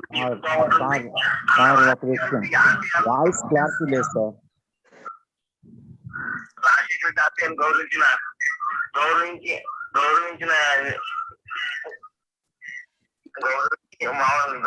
కొడుకు ప్లస్ నాయకుడు అండి. రైతులకి 0 ప్లస్ రైతు భరోసా ప్లస్ పంటల బీమా రైతు భరోసా కేంద్రాలు, రైతు పంట దాచుకోవడానికి గొడవలు, అలాగే నివర్తనాల్లో నష్టపోయిన వాళ్ళకి వెంటనే పరిహారం. సార్ ఈశ్వర్ గారు ఒక్క నిమిషం అండి, ఒక్క నిమిషం.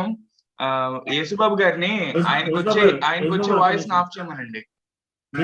అదే యేసుబాబు ఒక్క నిమిషం అలా ఆగు యేసుబాబు, ఒక్క నిమిషం అలా ఆగు. ఒక్క నిమిషం అండి యేసుబాబు గారు. ఒకసారి మీరు ఫోన్ లో కూడా వింటున్నారు కదా, ఫోన్ లో వినేది మీరు వాల్యూమ్ తగ్గించుకుని, వాల్యూమ్ బాగా తగ్గించేసుకుని అప్పుడు ఫోన్ లో మాట్లాడండి, అది వినబడుతుంది క్లియర్ గా. లేదంటే ఈకో వస్తుందండి, మీ వాయిస్ మళ్ళీ వినబడుతుంది, అది ఈకో వస్తుందండి, ప్రాబ్లం అవుతుంది. ఓకే, థ్యాంక్ యూ అండి. అది కొద్ది అదే మీ ఫోన్ లో ఉండేటువంటిది వాయిస్, వినే వాయిస్ తగ్గించేసి మీరు మాట్లాడి వినిపిస్తుంటది మాకు బాగా. చెప్పండి. తెల్లవారుతుందని అవతాతలకి తెల్లవారుజామున ఇంటికి పింఛన్ అండి. ఈ ప్రభుత్వం చేయలేని పథకం అండి ఇది. రైతు బాగుంటేనే రాష్ట్రం బాగుంటుంది సార్, రాష్ట్రం దేశం బాగుంటుందని అన్న రాజశేఖర ఆశయాలను గౌరవించి వ్యక్తి రైతుడి సార్, రైతు భరోసా సార్, పంటల బీమా పథకం, మద్దతు ధర సార్, రైతు భరోసా కేంద్రం సార్, పంట దాచుకోవడానికి గొడవ సార్, ఇవన్నీ ఇచ్చిన ప్రభుత్వం రైతు ప్రభుత్వం సార్ ఇది.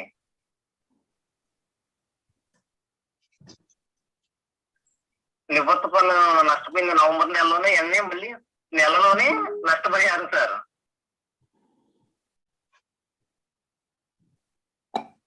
అలాగే ఇన్సూరెన్స్ సార్, ఇన్సూరెన్స్ సార్,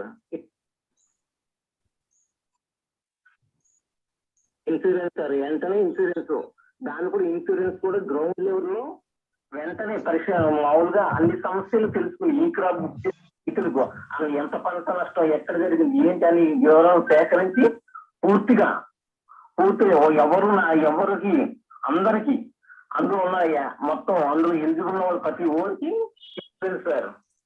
అలాగే సార్ 2 రూపాయలకి విద్యుత్ సార్. అవును సార్, వాయిస్ క్లారిటీ లేదు సార్, రైతు ప్రభుత్వం ఆడియో క్లియర్ చేయమని సార్. ఎటువంటి అనుమానం సార్ వాయిస్ క్లారిటీ లేదు. రైతు ప్రభుత్వం సార్, రైతుకి పథకాలు ఇంత ఇదిగా చేసిన ఏ ప్రభుత్వం లేదు సార్.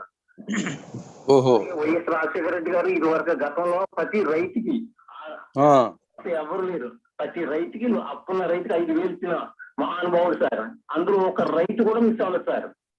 అలాగే నివర్త పనులు కానీ ఇన్సూరెన్స్ లో కూడా సార్ నష్టపోయిన రైతు అంటూకి పూర్తిగా 100% నష్టపరిహారం అందింది సార్. అందులో మధ్య డౌట్ లేదు సార్. వెరీ గుడ్, సంతోషం. ఇంకా ఏమైనా ఉన్నాయా? రైతు ప్రభుత్వం ఏదో చేసాను చెప్పేసుకుంటామంట కాదండి, పబ్లిక్ రూపాయి రైతు చెప్తే 2 రూపాయలు ఇచ్చి పబ్లిక్ చేస్తున్నారు, టీడీపీ చూసుకుంటారు. అది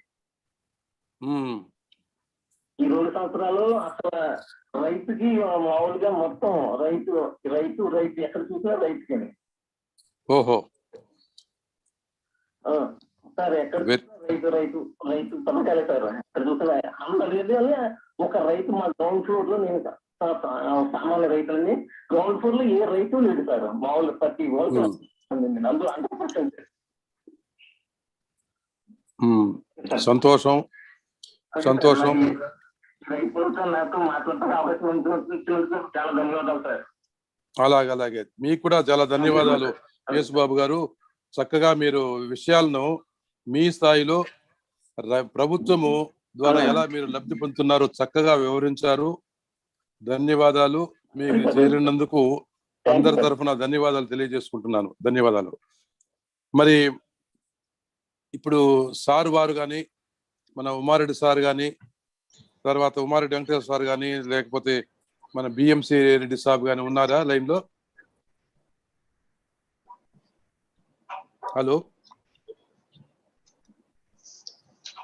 హలో ప్రవీణ్ గారు. Hello Praveen G. హలో, ఇంకెవరన్నా మన శ్రీనివాసరావు గారు ఏమైనా ఉన్నారా? Hello sir. సార్ శ్రీనివాసరావు గారు బిఎంసి రెడ్డి మాట్లాడతారు. గారు లేరు సార్, అండ్ వెంకటేశ్వర్లు గారు కూడా లేరు సార్. ఇప్పుడు శ్రీనివాసరావు గారు ఉన్నారా? శ్రీనివాసరావు గారు ఉన్నారు సార్. ఎన్ శ్రీనివాసరావు గారు కదా సార్, ఆయన ఉన్నారు సార్. శ్రీనివాసరావు గారు. ఇంకెవరున్నారు లైన్ లో బాబు? సార్ ఇంకా చాలా మంది ఉన్నారు సార్. అనిత గారని, బిఎన్బిటి సుందరిబాయ్ అని. అలా అయితే నేను ఇప్పుడు శ్రీనివాసరావు గారిని మాట్లాడమని కోరుతున్నాను. శ్రీనివాసరావు గారు మాట్లాడండి. హలో శ్రీనివాసరావు గారు. సార్ నమస్కారం సార్ అందరికి. అయ్యా నమస్కారం. జై జగన్. పెద్దలందరూ మాట్లాడారు. నేను రైతాంగం గురించి అంటే పెద్దగా చెప్పలేను, కానీ శ్రీకాకుళం నుంచి సార్ పెద్దలందరూ మాట్లాడారు. అయితే రాజశేఖర రెడ్డి గారు తనయుడు పులి కడుపున పులే పుడతాడు అనే విధానానికి జగనన్న పాదయాత్రలో తిరిగినటువంటి ఈ తాలూకా నాడి, జనాల నాడి అనేది చాలా వరకు సఫలీకృతం చేశారు సార్. ఒక నిరుద్యోగ యువతలోనే అయితేనేమి, ఒక అమ్మఒడి అంటే ఒక స్కూళ్ళు, ఒక అంతకు ముందు అయితే ప్రైవేట్ స్కూల్లోని చాలా అద్భుతంగా ఉండేది. ఈ రోజు అంటే ప్రైవేట్ స్కూల్కి తలదన్నే విధంగా జగనన్న గారు నిజంగా నాడు నేడు ప్రోగ్రామ్ లో అన్నటువంటి వాళ్ళకి అది అతీతం సార్. అది ఒక యాజ్ ఏ స్టూడెంట్ గా నేను అసలు అమోఘం సార్. చెప్పడానికి మాటలు రావట్లేదు. అంటే మడమ తెప్పని మాట తప్పని అన్నటువంటిది ప్రజల్లోనికి వెళ్ళినటువంటి జగనన్న గారు ఈ 2 ఏళ్ల పాలనలోని అద్భుతమైనటువంటి ఏ ఒక్కటి కూడా మనం చెప్పడానికి అన్నది అసలు మాటలు రావట్లేదు సార్. ఇది ప్రతి ఒక్కరు కూడా అయితే ఒక దురదృష్టకరమైనటువంటి తాలూకు ఏంటంటే ఈ కరోనా రావడం వల్ల ఈ తాలూకు జగనన్న తాలూకా పరిపాలన గురించి అనేది కొన్ని ఎల్లో మీడియాలు, ప్రింట్ మీడియాలు ఎప్పటి నుంచి ఉన్నటువంటిదని. కాకపోతే ఏంటంటే నాకు తెలిసినంత వరకు ప్రజల్లో మాత్రం జగనన్న అన్నట్టు స్థిరస్థాయిగా, అంటే రాజశేఖర రెడ్డి గారికి కంట మంచి ఇది అనేటువంటి ఒక గుర్తింపు అనేది ప్రజల నోట్లో మాత్రం నానుకొని ఉన్నారు సార్. ఇదైతే 100% ఒక వైఎస్ఆర్ పార్టీ కార్యకర్తగా అయితే నేను చెప్పడం లేదు సార్. ఒక సామాన్యమైనటువంటి వ్యక్తి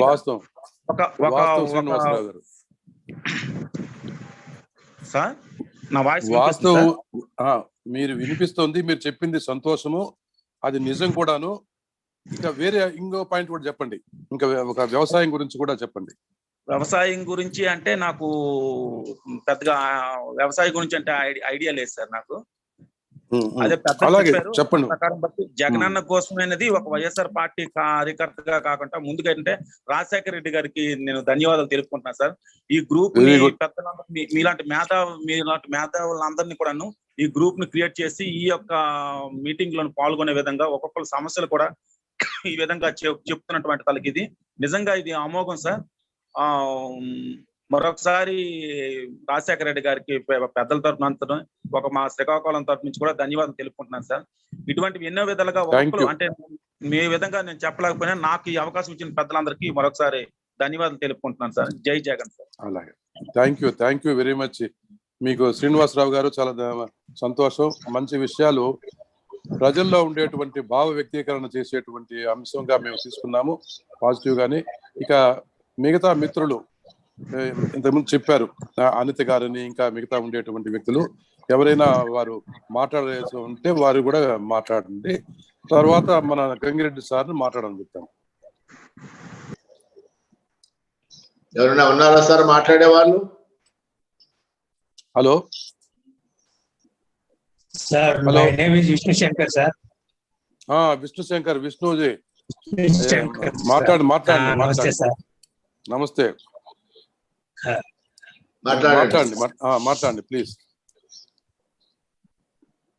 గౌరవనీయులైనటువంటి మాజీ వైస్ ఛాన్సలర్ డాక్టర్ రాఘవరెడ్డి గారికి, అలాగే డాక్టర్ పద్మరాజు గారికి, ex vice chancellor doctor Chengareddy గారికి,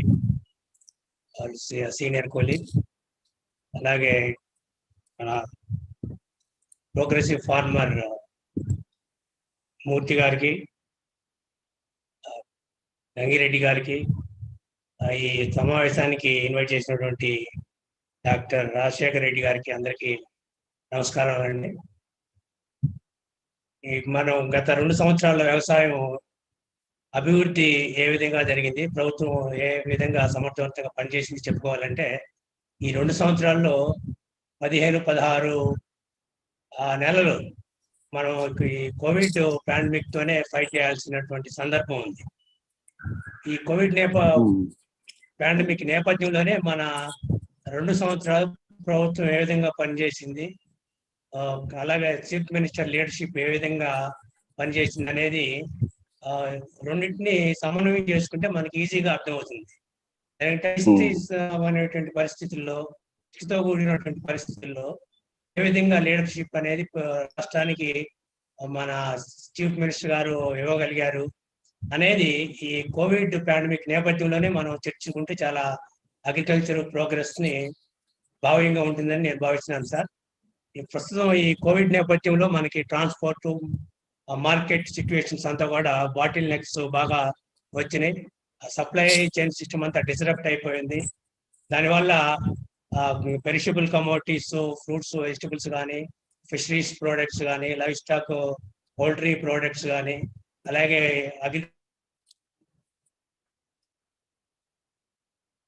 ప్రపంచవ్యాప్తంగా వచ్చింది, మన రాష్ట్రంలోనే కాదు.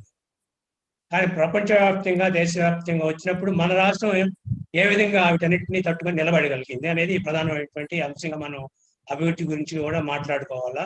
ఈ కమోడిటీ సేల్స్ కానీ, కమోడిటీ ప్రైసెస్ ఇవన్నీ కూడా చాలా ఎఫెక్ట్ అయింది. అలాగే మైగ్రెంట్ లేబర్ సిటీస్ నుంచి రూరల్ ఏరియాస్కి రావడం వల్ల కూడా అగ్రికల్చర్ లేబర్ డిమాండ్ తగ్గిపోయింది ఎక్కువ సప్లై వల్ల. అట్లాంటి పరిస్థితుల్లో కానీ వేజ్ ప్రైసెస్ పెరిగినాయి. సప్లై పెరిగింది, డిమాండ్ తగ్గింది, కానీ అగ్రికల్చర్ లేబర్ వేజెస్ పెరిగినాయి. అలాగే మనకి ఈ ట్రాన్స్పోర్ట్ సిస్టమ్, అంతర్రాష్ట్ర ట్రాన్స్పోర్ట్ సిస్టమ్ కూడా మనకి లాక్డౌన్ లో కానీ, అన్లాక్డౌన్ పీరియడ్ లో కూడా రాష్ట్రాలు వాటికి నియంత్రణ చేసినాయి. అడ్డం పెట్టడం, వేరే రాష్ట్రాల నుంచి కమోడిటీస్ ని రానియకుండా అడ్డుపడటం, దానివల్ల ఎక్కడికి సప్లైస్ అక్కడ పడిపోయినప్పుడు రాష్ట్ర ప్రభుత్వం ఏ విధంగా స్పందించింది అనేది కూడా మనం చర్చించుకోవాలా. అలాగే మన అగ్రికల్చర్ మార్కెట్స్ ఈ లాక్డౌన్ పీరియడ్స్ లో, కోవిడ్ పరిస్థితుల్లో చాలా మటుకు డిస్ఫంక్షనల్ గా తయారైనాయి. అలాగే మనకి ఈ రిటైల్ మార్కెట్స్ కూడా చాలా మటుకు ఎఫెక్ట్ అయినాయి. అలాగే ట్రేడర్స్ ఫార్మర్స్ దగ్గర నుంచి ప్రొడ్యూస్ చేయడంలో కూడా చాలా ఇబ్బందులు ఎదుర్కొన్నారు. ఈ నేపథ్యంలో మనం రాష్ట్ర ప్రభుత్వం ఏ విధంగా తట్టుకొని నిలబడగలిగింది. మనకు గ్రోత్ రేట్స్ తీసుకుంటే సెంట్రల్ లో గ్రోత్ రేట్ అగ్రికల్చర్ తీసుకుంటే ఇందాక చెంగారెడ్డి గారు చెప్పినట్టు 4% ఉంటే మన అగ్రికల్చర్ 8.6% వచ్చింది. అలాగే జీడిపి గ్రోత్ తీసుకుంటే మైనస్ లో నేషనల్ లెవెల్లో -3.8 ఉంటే ఆ స్టేట్ లో +1.5% స్టేట్ జీడిపి పెరిగింది ఈ 2 years లో. వీటన్నిటికీ గవర్నమెంట్ తీసుకున్నటువంటి కార్యక్రమాలు ఏంటి? మేము సోషల్ సైంటిస్ట్ గా, అగ్రికల్చర్ ఎకానమిస్ట్ గా గత 30-40 సంవత్సరాల నుంచి కూడా విలేజ్ లెవెల్లో ఫార్మర్స్ ని కోఆర్డినేట్ చేసుకుంటే ఎలాంటి వ్యవస్థ ఉంటే బాగుపడతారు అనే దాని మీద ఎక్కువ ఆలోచిస్తూ ఉంటాం.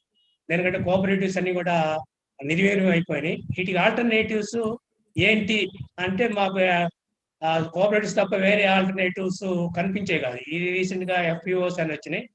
కానీ జగన్ గారి నాయకత్వంలో ఎవరు అనుకోని విధంగా గ్రామ సచివాలయాలు అనేది ఫస్ట్ స్టెప్ అండి. గ్రామ సచివాలయం ఉండటం వల్ల ఈ 15 నెలలు 16 నెలలు కోవిడ్ పాండమిక్ లో మనం ప్రతి సమస్యని వాళ్ళ ద్వారా ఫార్మర్స్ కానీ, జనరల్ పబ్లిక్ కానీ అటెండ్ కావడానికి ఈ కోవిడ్ రాకముందే ఈ సచివాలయాల వ్యవస్థ రావటం, అలాగే రైతు భరోసా కేంద్రాలు 10,778 రైతు భరోసా కేంద్రాలు ఏర్పాటు చేయటం వల్ల మనం ఈ సిచ్యువేషన్ ని ఈజీగా మేనేజ్ చేసుకోవడానికి ఒక ఇన్స్టిట్యూషనల్ స్ట్రక్చర్ వ్యవస్థని గ్రామాల్లో ఏర్పాటు చేయటం జరిగింది. అది ఎవరు కూడా ఊహించింది ఈ రైతు భరోసా కేంద్రాలు కానీ, గ్రామ సచివాలయాలు కానీ. ఎప్పుడైతే మనకి కోవిడ్ పాండమిక్ ఎక్స్టెన్సివ్ స్ప్రెడ్ అయిపోయిందో ప్రపంచంలో కానీ, దేశంలో కానీ ఎక్కడా లేనటువంటి వ్యవస్థ మన రాష్ట్రంలో ఉంది. దానివల్ల మన అగ్రికల్చర్ సెక్టార్, తక్కిన ఇండస్ట్రియల్ సెక్టార్ కానీ, సర్వీస్ సెక్టార్ కానీ, ట్రాన్స్పోర్ట్ సెక్టార్, ఎంటర్టైన్మెంట్ సెక్టార్, అన్ని సెక్టార్స్ క్లోజ్ అయినా కూడా agricultural activities they are continue. ఒక సేయింగ్ ఉండేదండి, మేము చిన్నప్పుడు చదువుకున్నాం.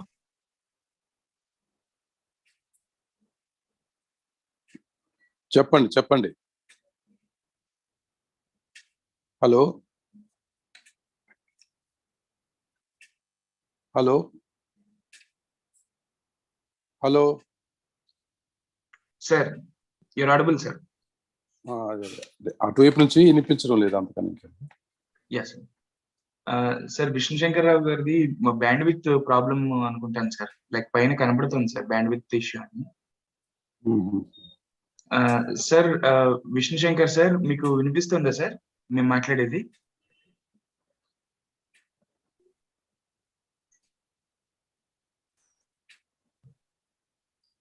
విష్ణు శంకర్ గారు వెళ్ళినట్టు చూపిస్తున్నది ఇక్కడ. ఆయన లెఫ్ట్ అయినట్టున్నారు సార్, మళ్ళీ జాయిన్ అవుతారు అనుకుంటా. లేదు సార్, ఉన్నారు సార్, మైక్ మ్యూట్ చేసుకుని ఉన్నారు. విష్ణు శంకర్ సార్, మీరు అన్మ్యూట్ చేసి మాట్లాడడానికి ట్రై చేయండి సార్ ఒకసారి. హలో, ఓకే సార్, వినిపిస్తుంది సార్. చెప్పండి శంకర్రావు గారు. ఈ రైతు భరోసా కేంద్రాల ద్వారా క్వాలిటీ సీడ్స్, ఫర్టిలైజర్స్, పెస్టిసైడ్స్ ఇదివరకైతే ట్రేడర్స్ మీద ఆధారపడి స్పూరియస్, అడల్టరేటెడ్ ఇన్పుట్స్ రైతులు చాలా ఎఫెక్ట్ అవుతుండేవాళ్ళు. ప్రతిరోజు మనం పేపర్లో చూస్తూ ఉన్నాం ఆ రేట్స్ కానీ, లేకపోతే దానివల్ల నష్టపోయినటువంటి రైతుల్ని. కానీ రైతు భరోసా కేంద్రాల వల్ల, అలాగే దీనికి అనుసంధానంగా ప్రతి నియోజకవర్గంలో quality testing labs, seed testing labs కానీ, ఫర్టిలైజర్, పెస్టిసైడ్ టెస్టింగ్ ల్యాబ్స్ కూడా ఈ రైతు భరోసా కేంద్రాలకి అనుసంధానించి రాష్ట్ర ప్రభుత్వం చర్యలు తీసుకుంది. అలాగే ఈ రైతు భరోసా కేంద్రాల ద్వారా ఈ క్రాపింగ్ సిస్టమ్, అంటే రైతు వేసినటువంటి ప్రతి క్రాప్ని కూడా కంప్యూటరైజ్ చేయటం, కంప్యూటరైజ్ చేసి ఏకరేజ్ కానీ, ప్రొడక్షన్ కానీ, క్రాప్ ప్యాటర్న్ కానీ, ఏ రైతులు అయితే చేస్తున్నారో వాళ్ళకి క్రాప్ ఇన్సూరెన్స్ స్కీమ్ కానీ, లేకపోతే జీరో ఇంట్రెస్ట్ లోన్స్ క్రియేట్ చేయటం. ఈ క్రాప్ ఇన్సూరెన్స్ స్కీమ్ లో మనకి దగ్గర 30.82 లక్షల మంది రైతులు దీని వల్ల లబ్ధి పొందటం జరిగింది. క్రాప్ ఇన్సూరెన్స్ లో కూడా ఈ ఖరీఫ్ లో నష్టపోతే నెక్స్ట్ ఖరీఫ్ లోపు రైతుకి ఈ ఇన్సూరెన్స్ క్లెయిమ్ అనేది ఇవ్వాలనేటువంటిది కూడా ప్రధానమైనటువంటి ఉద్దేశంతో రాష్ట్ర ప్రభుత్వం పనిచేస్తా ఉంది. సో లాస్ట్ ఇయర్ ఖరీఫ్ లో జరిగింది. ఈ సంవత్సరం మొన్న ఖరీఫ్ స్టార్టింగ్ కే లాస్ట్ మంత్ ఈ క్రాప్ ఇన్సూరెన్స్ క్లెయిమ్స్ అన్ని కూడా పే చేయటం జరిగింది. అలాగే ఈ క్రాప్ డ్యామేజ్ సంబంధించిన అమౌంట్స్ కూడా రైతులకు ఇవ్వడం జరిగింది. ఇంకొక ఆస్పెక్ట్ ఈ రైతు భరోసా కేంద్రాలు ఏంటంటే ఈ ప్రొడ్యూస్ పర్చేస్ సెంటర్స్. ఈ రైతు భరోసా కేంద్రాలకి రైతులు పండించిన పంటని ఈ కేంద్రాల ద్వారా అమ్మినప్పుడు ఈ మినిమం సపోర్ట్ ప్రైస్ ద్వారా పర్చేజ్ చేయటం అనేది చాలా ఇంపార్టెంట్ నిర్ణయం అంటే రాష్ట్ర ప్రభుత్వం తీసుకుంది. ఎందుకంటే మినిమం సపోర్ట్ ప్రైస్ లీగలైజ్ చేయాలని అది 6 నెలలుగా ఢిల్లీలో రైతులు ఆందోళన చేస్తూ ఉన్నారు. కానీ మన రాష్ట్ర ప్రభుత్వం ఏం చేసిందంటే మినిమం సపోర్ట్ ప్రైస్ మేము గ్యారంటీగా పర్చేజ్ చేస్తాం ప్రతి పంటకి. ఎక్కడైతే మార్కెట్ ప్రైస్ రైతులు మినిమం సపోర్ట్ ప్రైస్ కన్నా తక్కువ అమ్ముకుంటున్నారో ఆ మినిమం సపోర్ట్ ప్రైస్ ద్వారానే మేము పర్చేజ్ చేస్తాము అనే ఒక గ్యారంటీని రైతులకి ఇవ్వటం వల్ల ఎక్కువ రైతులందరూ కూడా, అలాగే ఈ రైతు భరోసా కేంద్రాల ద్వారా మినిమం సపోర్ట్ ప్రైస్ ద్వారా సివిల్ సప్లైస్ కార్పొరేషన్, ఇదివరకు ట్రేడర్స్ అందరూ కూడా రైతుల దగ్గర పర్చేజ్ చేసి సివిల్ సప్లైస్ కార్పొరేషన్కి, ఎఫ్సిఐకి అమ్మేవాళ్ళు. వాళ్ళు పంట మార్కెట్లోకి వచ్చినప్పుడు కోతలప్పుడు తక్కువ ధరకి అమ్ముకోవటం, అలాగే ఆఫ్ సీజన్లో ఎక్కువ ధరకి రావటం, ఎక్కువ పంట అంతా కూడా కోతలప్పుడే అమ్మేయటం తక్కువ ధరకి జరుగుతారు. కానీ ఇప్పుడు రాష్ట్ర ప్రభుత్వం last year 35 lakh metric tons civil supplies procure చేసింది మినిమం సపోర్ట్ ప్రైస్ ద్వారా. ఈ సంవత్సరం కూడా 45 lakh metric tons civil supplies రైతుల దగ్గర మినిమం సపోర్ట్ ప్రైస్ పర్చేజ్ చేస్తామన్నటువంటి భరోసా ఇచ్చింది. అవి కూడా ఈ రైతు భరోసా కేంద్రాలకి అనుసంధానం చేసి ఈ ఫార్మర్స్ ఫీల్డ్ లోనే పర్చేజింగ్ సెంటర్స్ ఏర్పాటు చేయటం అనేది కూడా రాష్ట్ర ప్రభుత్వం తీసుకున్నటువంటి నిర్ణయం. ఈ మినిమం సపోర్ట్ ప్రైస్ ప్లస్ ఈ ప్రైస్ స్టెబిలైజేషన్ ఫండ్ ద్వారా పర్చేజ్ చేయడం అనేది చాలా ఇంపార్టెంట్. 3,000 కోట్లు ప్రైస్ స్టెబిలైజేషన్ ఫండ్ ఏర్పాటు చేయడం జరిగింది. ఇక్కడ ప్రైస్ స్టెబిలైజేషన్ ఫండ్ ఆపరేషన్ దగ్గర ఒక సజెషన్ అండి. ఈ సివిల్ సప్లైస్ కానీ, మార్క్ ఫెడ్ కానీ, లేకపోతే ఇతర గవర్నమెంట్ ఆర్గనైజేషన్ ఈ ప్రైస్ స్టెబిలైజేషన్ ఫండ్ ద్వారా పర్చేజ్ చేసి అమ్మి మళ్ళీ అది రాష్ట్ర బడ్జెట్కు లేకపోతే డిపార్ట్మెంటల్ బడ్జెట్కు కేటాయించే కన్నా ఆ కలెక్ట్ చేసి అమ్మంగా రైతుల దగ్గరికి కొంటారు స్టెబిలైజేషన్ ఫండ్లోంచి. మళ్ళీ వాడు ఫార్మర్స్కో లేదా ఎక్స్పోర్ట్కో, ప్రాసెసింగ్ సెంటర్స్కో, డిఫరెంట్ స్టేట్స్కో అమ్మటం జరుగుతా ఉంది. ఆ వచ్చినట్టు అమౌంట్ని అమ్మగా మళ్ళీ దాన్ని ఆ ఫండ్లోకి రీసైకిల్ చేస్తే ప్రతి సంవత్సరం 3,000 కోట్లు బడ్జెట్లో కేటాయించకుండా ఈ ఒక పర్మనెంట్ ఫండ్ లాగా ఉంటుంది. ఆ వచ్చిన మనీని మళ్ళీ ఈ ఫండ్లోకి రీసైకిల్ చేయటం.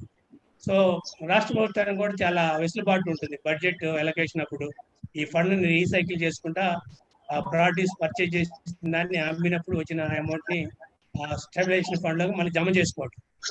అది చాలా ఇంపార్టెంట్ ఆస్పెక్ట్. అలాగే ఇంకొక ఆస్పెక్ట్ అంటే డిజాస్టర్ రిలీఫ్ ఫండ్. ఈ price stabilisation fund minimum support price ద్వారా పర్చేజ్ చేసినప్పుడు మాకు గుంటూరు లాంగ్ ఫామ్ లో ఎకానమిస్ట్ ఒక స్టడీ చేశారు.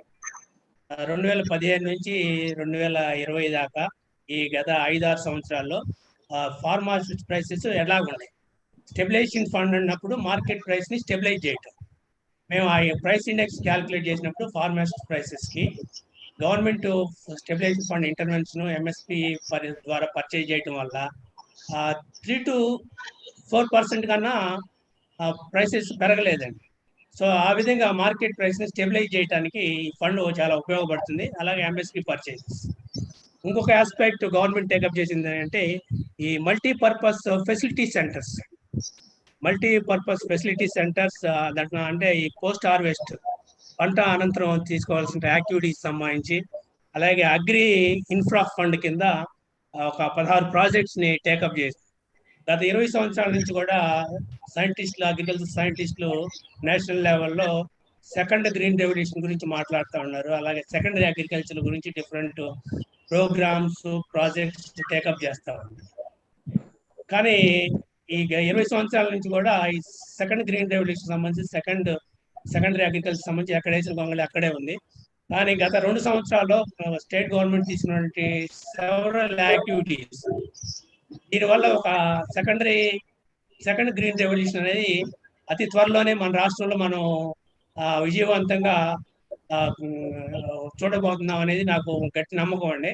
ఎందుకంటే ఈ secondary agricultural activities, post harvest activities, cold storage కానీ, గోడౌన్స్ కానీ, ప్రతి నియోజకవర్గంలో కోల్డ్ స్టోరేజ్, గోడౌన్స్, అలాగే grading centres, drying floors, packing centres, primary processing centres, అలాగే క్వాలిటీ టెస్టింగ్ కి అసెయింగ్ ఎక్విప్మెంట్స్, కస్టమైరింగ్ సెంటర్స్, ఇలాగా డిఫరెంట్ మల్టీపర్పస్ ఫెసిలిటీ సెంటర్స్. ఈ యాక్టివిటీస్ అన్ని కూడా ఒకే సెంటర్లో విలేజ్ లెవెల్లో ఇవి కూడా ఆర్బీకేస్కి అనుసంధానంగా పనిచేయటం. అలాగే అగ్రికల్చరల్ ఇన్ఫ్రా ఫండ్ కింద 16 ప్రాజెక్టులని స్టేట్ గవర్నమెంట్ టేకప్ చేయబోతుంది 52 సంవత్సరాల్లో. 111 యూనిట్స్, ఫుడ్ ప్రాసెసింగ్ యూనిట్స్, ప్రతి పార్లమెంట్ నియోజకవర్గానికి ఒక ఫుడ్ ప్రాసెసింగ్ యూనిట్, 25 సెంటర్స్. అలాగే dry storage and drying platforms 4277. అలాగే పబ్లిక్ డిస్ట్రిబ్యూషన్ సిస్టమ్ కి గోడౌన్స్ 60 గోడౌన్స్. అలాగే collection centres, cold rooms 1483. Turmeric boilers and polishers. అలాగే primary processing units 7950. Assaying centres equipment 10,678. Bulk milk cooling centres 9,899. Automatic milk collection centres 8,051. అలాగే 10,750 custom hiring centres. అలాగే custom hiring centres కూడా clusters approach లో 135 clusters ఏర్పాటు చేసి each cluster కి 25 లక్షలు ఇచ్చి క్లస్టర్స్ ని, అలాగే ప్రతి కస్టమ్ హైరింగ్ సెంటర్ కి 15 లక్షలు ఇచ్చి, అది ప్రైవేట్ లో కానీ గవర్నమెంట్ ఆధ్వర్యంలో కానీ 10,750 కస్టమ్ హైరింగ్ సెంటర్స్ ని అలాగే high value farm mechanisation centres ప్రతి hubs 175 farm mechanisation hubs high value సంబంధించి ప్రతి హబ్కి ₹1,00,00,000 ఫండింగ్ చేయటం. అలాగే ఫిషరీస్ సెక్టర్ లో ఫిషింగ్ హార్బర్స్ 4 డెవలప్ చేయటం, 10 fish processing centres, 100 aqua hubs, 8 pre processing units ఈ ఫిషరీస్ సెక్టర్ లో గవర్నమెంట్ టేకప్ చేస్తుంది. ఈ యాక్టివిటీస్ అన్నిటి వల్ల రాబోయే 2 సంవత్సరాల్లో మనం సెకండ్ గ్రీన్ రెవల్యూషన్ ఇవి అన్నిటిని కూడా సక్సెస్ఫుల్ గా ఇంప్లిమెంట్ చేయగలిగితే ఆ state government departments and processing food processing society, Agros ఇట్లాంటి ఇన్స్టిట్యూషన్స్ అన్ని కూడా యాక్టివ్ గా పనిచేస్తే మనం సెకండ్ గ్రీన్ రెవల్యూషన్ అతి త్వరలోనే రాబోయే 2 సంవత్సరాల్లో చూడగలం. అలాగే రైతు భరోసా కేంద్రాలు కూడా అవి 1-2 ఇయర్స్ ఇనిషియల్ స్టేజ్ లో ఉన్నాయి. నెక్స్ట్ 2 ఇయర్స్ లో కూడా వీటిని స్ట్రెంగ్ చేస్తే మనకి గ్రామాల్లో అగ్రికల్చర్ యాక్టివిటీకి సంబంధించి ఒక పర్మనెంట్ వ్యవస్థ, ఇదివరకు కోఆపరేటివ్ సొసైటీస్ ఎలాగా పనిచేసాయో అంతకన్నా బెటర్ వ్యవస్థల్ని మనం పర్మనెంట్ గా ఎస్టాబ్లిష్ చేయొచ్చు. అలాగే ఈ డైరీ సెక్టర్ వచ్చేసి మనకి రీసెంట్ గా అమూల్ ఇష్యూ నడుస్తా ఉంది ప్రతి చోట కూడా. ఈ కోఆపరేటివ్ మిల్క్ ప్రొడ్యూసర్ సొసైటీస్ వీటన్నిటిని కూడా మల్టీపర్పస్ సొసైటీ కన్వర్ట్ చేయటం, వాటిని ప్రొడ్యూసర్స్ కంపెనీగా కన్వర్ట్ చేయటం, ప్రొడ్యూసర్స్ కంపెనీస్ గా ఎప్పుడైతే తయారు చేసామో కొంత వ్యక్తుల గుత్తాధిపత్యంలోకి district level cooperative milk society unions, village level collection centres కానీ కొంతమంది వ్యక్తులు గుత్తాధిపత్యంలోకి వెళ్ళింది. ఎప్పుడైతే కంపెనీస్ గా మారినాయి. విష్ణు శంకర్ సార్, అంటే డీటెయిల్స్ లేదు, ప్రస్తుతానికి సఫిషియెంట్ గానే చెప్పారు. ఇంకేదైనా కొత్త విషయాలు ఉంటే చెప్పండి, అదర్వైజ్ వి విల్ కంక్లూడ్. అది ఓకే సార్. అదే, సో మన విష్ణు శంకర్ గారికి చాలా ధన్యవాదాలు. వారు మంచి ఎకానమిస్టు. ఏ విధంగానైతే వనరులను మనం సృష్టిస్తున్నామో ఆ ధరల స్థిరీకరణలో 3,000 కోట్లు ఉండేటువంటి దాన్ని రివాల్వింగ్ ఫండ్ మాదిరి అలానే చరణంగా ఉపయోగించుకుంటే బాగుంటుందని చెప్పారు. అలానే మల్టీపర్పస్ సెంటర్స్ ఇవన్నీ బలోపేతం చేయటము, ఫార్మర్స్ ప్రొడ్యూసర్ గ్రూప్స్ గా కూడా గ్రామ స్థాయిలోనే అందరూ గ్రూప్స్ గా ఏర్పడతారు కాబట్టి అవే ఫార్మర్స్ ప్రొడ్యూసర్ గ్రూప్స్ గా ఉంటే బాగుంటుందనేటువంటి అంశాన్ని చెప్పారు. ప్రతి వ్యక్తి కూడా గ్రామ స్థాయిలో గ్రామ సచివాలయాల ఏర్పాటు గురించి చాలా గొప్పగా చెప్పారు. అది నిజంగా వాస్తవం. పరిపాలన అనేటువంటిది మాటల్లో కాకుండా రైతు ముంగిట్లోకి తీసుకెళ్లారనేటువంటిది వాస్తవం. అలా వాస్తవం అనేటువంటి ఇది మండల స్థాయిలో ఏ వ్యవస్థ ఉందో, ఏ సబ్జెక్ట్స్ లో స్పెషలిస్ట్ ఉన్నారో వాళ్ళందరూ కూడా గ్రామ స్థాయికి వచ్చారు, మన ముంగిటికే వచ్చారు. ఈ 11 విభాగాలుగా ఉన్నారు, సపోర్టెడ్ బై వాలంటీర్స్. ఇంతమంది ఉన్నప్పుడు ఎగ్జిక్యూషన్ అంతా కూడా గ్రామ స్థాయిలో జరుగుతుంది కనుక మండల స్థాయిలో ఇప్పుడు అందరూ కూడా సూపర్వైజర్ రోల్ అనేటువంటిది వస్తుంది.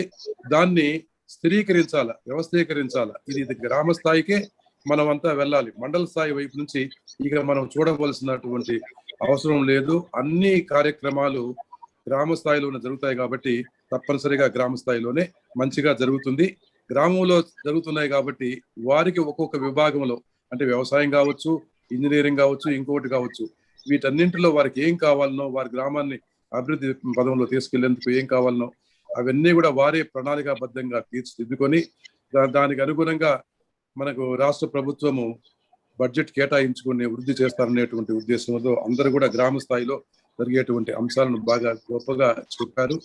ధన్యవాదాలు. దాంతో పాటు ఇంకొక అంశము అందరూ కూడా ప్రస్తావించింది ఏమిటంటే భూమి ఎంత అవసరమో వ్యవసాయానికి ఆ ఖాళీగా పెట్టడం కూడా అంత మంచిది కాదని చెంగారెడ్డి గారు మిగతా మిత్రులు కూడా చెప్పారు. అలా బంజరు భూములు ఉండేటువంటి వాటిల్లో కూడా గ్రీనింగ్ ఎక్కడ వీలైతే అక్కడ పంట సాగు చేస్తారు. అక్కడ వీలు లేని పరిస్థితుల్లో మనకు చెట్లు నాటేటువంటి కార్యక్రమాన్ని గ్రీన్ కనుక చేసినట్లయితే బాగా ఉంటుంది. అగ్రో ఫారెస్ట్రీ కానివ్వండి, స్థానికంగా ఏదైతే వాల్యూ ఉంటుందో అటువంటి మొక్కలను కనుక పెంచేస్తే సంవత్సరానికి 1,00,000 హెక్టేర్లు అనుకోండి. 1,00,000 హెక్టేర్లు కనుక చేస్తే దీనికి ఫండ్స్ కూడా నరేగాలో నుంచి కూడా ఫండ్స్ ట్యాప్ చేయొచ్చు. అలా కనుక చేసినట్లయితే మనకు మంచిగా ఉండి ఈ గ్రీనరీ అనేటువంటిది పూర్తిగా కనుక వస్తే, ఇంతకుముందు వారే ప్రస్తావించారు మిగతా వారంతా కూడా, తిరుపతిలో మంచి ఎగ్జాంపుల్ చెప్తుంటాం ఎప్పుడు కూడాను. తిరుపతిలో ఒక 30 సంవత్సరాల క్రితం చూస్తే అన్ని రాళ్ళు రప్పలే ఉండేది. ప్రతి రాయిలోనూ ఒక మొక్కను పెంచారు. ఇప్పుడు ఆ గ్రీనరీ పెరిగింది కాబట్టి వర్షాలు కూడా ఎక్కువ వస్తున్నాయి. ఇలా గ్రీనరీ పెంచినప్పుడు వాతావరణంలో కూడా ఈ చేంజ్ అనేటువంటిది తక్కువ వచ్చే మార్పు వచ్చి రాయలసీమ లాంటి జిల్లాలకు కానీ వర్షాధారం కింద ఆధారపడిన వాటికి కానీ ఎక్కువ వర్షాలు కురిసే అవకాశం ఉంది. కాబట్టి తప్పనిసరిగా ప్రభుత్వానికి ఈ విషయం దృష్టిలో ఉంచుకొని 1,00,000 హెక్టేర్లకు తక్కువ లేకుండా ఏటా గ్రీనరీ చేయాలా, మొక్క నాటేటువంటి కార్యక్రమం చేయాలనేటువంటి అంశాన్ని పరిశీలించారు. ఇది గ్రామ స్థాయిలో ఇటీవల ఉంటుంది. మిగతా విషయాలన్నీ కూడా ఒక్కొక్క అంశం చేస్తాను. ముందుగా మన గంగిరెడ్డి సాబు వారు కొన్ని విషయాలు ప్రస్తావిస్తారు. Now over to Gangireddy saab. Sir అందరికి నమస్కారం. ఇంకా ఎవరైనా మాట్లాడవలసింది ఉన్నారా సార్? అందరు అయిపోయారా? అలా అయితే మీరు కంక్లూడ్ చేసేదానికి ముందు నేను ఒక మాట్లాడుతున్నట్లయితే హ్యాండ్ రైజ్ చేస్తే సరిపోతుంది. గంగిరెడ్డి సార్, అంటే మనము మాట్లాడే వాళ్ళు ఎవరు లేకపోతే నేను ఒక 4-5 minutes మాట్లాడేసి కంక్లూడ్ చేస్తాను, అప్పుడు మీరు కంక్లూడ్ చేస్తారు. అలాగే సార్. ఈ 2 ఏళ్ల ముఖ్యమంత్రి జగనన్న పాలనలో వ్యవసాయ రంగం పురోగతిపై చర్చించేందుకు ఇంతమంది ప్రొఫెసర్లు పాల్గొన్నందుకు చాలా సంతోషంగా ఉంది. ఈ కార్యక్రమాన్ని నిర్వహించడం ముఖ్య పాత్ర వహించిన మన డాక్టర్ రాజశేఖర రెడ్డి గారికి, పాల్గొన్నందుకు నారాయణ రెడ్డి గారికి, ఎంతమంది ఎక్స్ వైస్ ఛాన్సలర్ పాల్గొని ఈ వివిధ పథకాల ద్వారా రైతన్నలకు ఎలా లబ్ధి చేకూరుతుంది అనే విషయాలను కూలసంగా చర్చించారు. ఏ పథకము చూసినా దానికి అదే సాటి. ఫర్ ఎగ్జాంపుల్ వైఎస్ఆర్ జలకళ పథకము చూస్తే బోరుతో పాటు పంపు సెట్ కూడా బిగిస్తారు. జనరల్ గా బోరు వేస్తారు అనుకుంటారు రైతులు, కానీ నిజంగా బోరు వేయడంతో పాటు దానికి కావాల్సిన పంపు సెట్, మిషన్లు అన్ని అమర్చిస్తారు. ఇట్లా డీటెయిల్ గా పోతే ఏ పథకము చూసినా దానికి అదే సాటి ఉంది. ఇంకా త్వరలో మన రాష్ట్రములో ఎక్కువ పోర్టుల నిర్మాణం జరుగుతుంది. ఆ పోర్టుల ద్వారా వచ్చే అగ్రికల్చర్ సంబంధించిన ప్రోడక్ట్లకి ఆ నియర్ బై ఎక్కువగా స్టోరేజ్ ప్లాంట్స్ కట్టడం మంచిదేమో అని చాలా మంది సూచన చేశారు. ఆ స్టోరేజ్ ఏర్పాటుతో దానికి రీపర్ వ్యాన్స్ కూడా తీసుకురావస్తే చాలా బాగుంటుంది అంటున్నారు. కాబట్టి ఈ 2 ఏళ్లలో వివిధ పథకాల ద్వారా రైతులకు లబ్ధి చేకూర్చిన మొత్తము చూస్తే 85,000 కోట్ల రూపాయలు. ఇంత భారీ మొత్తాన్ని మన జగన్మోహన్ రెడ్డి గారు, మన ముఖ్యమంత్రి రైతులకు చేకూర్చడం ఆయన ప్రధాన ఉద్దేశమైంది. రైతులు కూడా ఉన్నత స్థితికి ఎదగాలని కోరికతో ఇటువంటి కార్యక్రమాలు చేపట్టడం జరిగింది అని చెప్పడంలో సందేహం లేదు. ఇప్పుడు ఎవరైనా మాట్లాడవలసి ఉంటే మాట్లాడాలి, లేకపోతే ఈ కార్యక్రమాన్ని ఇంతతో ముగించేస్తాం. రాఘవరెడ్డి సార్ ఎవరైనా ఉన్నారా? నేను ఎవరైనా మాట్లాడాలనుకుంటే హ్యాండ్ రైజ్ చేయమని సార్. హ్యాండ్ రైజ్ చేయమని సార్. గారు మాట్లాడాలంటున్నారు. హలో గంగారెడ్డి గంగిరెడ్డి సార్ మాట్లాడండి. హలో గంగిరెడ్డి సార్, విష్ణుశంకర్ గారు మాట్లాడండి. Hello sir, this is Changa Reddy. May I speak you sir? మాట్లాడండి చంగారెడ్డి గారు. 2-3 ఇష్యూలు సార్. ఒకటి సార్, ఈ ఇంటిగ్రేటెడ్ ల్యాబొరేటరీస్ వల్ల పెట్టిన తర్వాత ప్రతి నియోజకవర్గంలో సార్, అంటే 175 నియోజకవర్గాలకి 147 ఒకటి పెట్టాము. అంతకుముందు కొన్నిట్లో ఉన్నాయి. ఇది కాకుండా డిస్ట్రిక్ట్ సెంటర్ వైజ్ కూడా పెట్టాము సార్. ఇక్కడ ఏం జరుగుతుందంటే, ఇక్కడే మా మిత్రుడు విష్ణుశంకర్ గారు చెప్పినట్టు, ఇక్కడ గత 2 సంవత్సరాల్లో మనం క్వాలిటీ ఆఫ్ సీడ్ అనేది ఎక్కడ కూడా కంప్లైంట్స్ లేవు సార్. ఒకటి ఇప్పుడు ఈ పెట్టిన దాని వల్ల ఏమవుతుందంటే any marketable product of the seed of the any company అది this is being tested sir. Testing చేసి దాన్ని అన్ని కూడా ఎస్టాబ్లిష్ చేసిన తర్వాతనే మార్కెట్లోకి వస్తున్నాయి సార్. ఒకటి ఇక్కడ ఇంకోటి ఏమైందంటే ఇది వరకు శాంప్లింగ్ చేసేటప్పుడు డిపార్ట్మెంట్ వాళ్ళు పోయి ర్యాండమ్ గానో లేకుంటే వాళ్ళు ఏదో ఇచ్చిన శాంపుల్ తీసుకొచ్చి టెస్ట్ చేసి అది బాగుందని చెప్పేవాళ్ళు కాదు సార్. అట్లా కాదు సార్. ఇప్పుడు డిజిటలైజేషన్ చేసిన తర్వాత కంప్యూటరైజ్డ్ శాంప్లింగ్ వెళ్ళిపోతుంది sir. No option for collection of the sample. అక్కడ కూడా ఎటువంటి ఎర్రాటిక్ మీన్స్ కానీ ఏమి లేకుండా కరెక్ట్ గా శాంపుల్ కలెక్షన్, దాన్ని టెస్టింగ్ చేయడము, దాని రిజల్ట్స్ ప్రకారము క్వాలిటీ ఉంటే సీడ్ కి పర్మిషన్ ఇవ్వడం లేకుండా లేదు సార్. అదొకటి చాలా effective monitoring of the system sir ఇక్కడ డిజిటలైజేషన్ వల్ల. రెండోది సార్, ఈ మధ్య ఏంటంటే జల కళ అనేది ఒకటి వచ్చింది సార్. ఈ జల కళ వల్ల దాదాపు 5 crores మోర్ దాన్ దట్, అంటే డిగ్గింగ్ బోర్వెల్స్ కానీ లేకపోతే పంప్ సెట్స్ కానీ దానికి కావాల్సిన ఎనర్జీకి కానీ ఖర్చు పెట్టేటువంటి ఎలక్ట్రిసిటీ కానీ దీనివల్ల ఏమవుతుందంటే almost all sir dry land areas లో ఇప్పుడు మనకు రాయలసీమలో కూడా కొన్ని ప్రాజెక్ట్స్ వస్తున్నాయి కాబట్టి, స్టోరేజ్ ట్యాంక్స్ వస్తున్నాయి కాబట్టి, అక్కడ భవిష్యత్తులో కూడా ట్యూబ్ వెల్స్ ఇవన్నీ కూడా వస్తున్నాయి కాబట్టి అటువంటి ఏరియాలో ఈ జలకళ వల్ల marginal and small farmers sir చాలా మంది బెనిఫిట్ అవుతున్నారు సార్. దీనివల్ల ఎస్టిమేటెడ్ 5 lakh acres ఒకటి కల్టివేషన్ లైక్ ఈ దీని కిందకి వస్తున్నాయి సార్. జల కింద అంటే అనదర్ ఇరిగేషన్ కింద, అంటే పార్ట్లీ ఇరిగేషన్ కానీ డ్రిప్ కానీ ఫెర్టిగేషన్ కానీ వచ్చేటువంటి అదొక ఒక మంచి శుభ పరిణామం సార్ రాబోయే రోజుల్లో. రెండోది ఏంటంటే సార్, ఇప్పటి వరకు కూడా ప్రాజెక్ట్స్ మనకు 1000 more than that in and around 10% 1000 TMCలు ఉన్నాయనుకోండి సార్.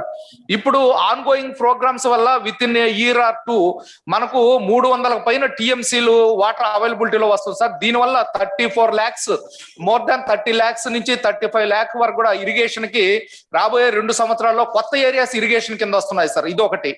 ఇంకపోతే సార్ యూనివర్సిటీలో కూడా మేము సీడ్ ప్రొడక్షన్ ని సార్ లాస్ట్ టైం మీ టైంలో sir this is a foundation laid by the honourable మా రాఘవరెడ్డి గారు వైస్ ఛాన్సలర్ ఒక రివాల్వింగ్ ఫండ్ ఇచ్చి దాని ద్వారా జనరేట్ చేసి ఆ డబ్బులను ఉపయోగించి మేము సీడ్ ప్రొడక్షన్ దాన్ని ఎన్హాన్స్ చేసుకుంటా పోయినాం సార్.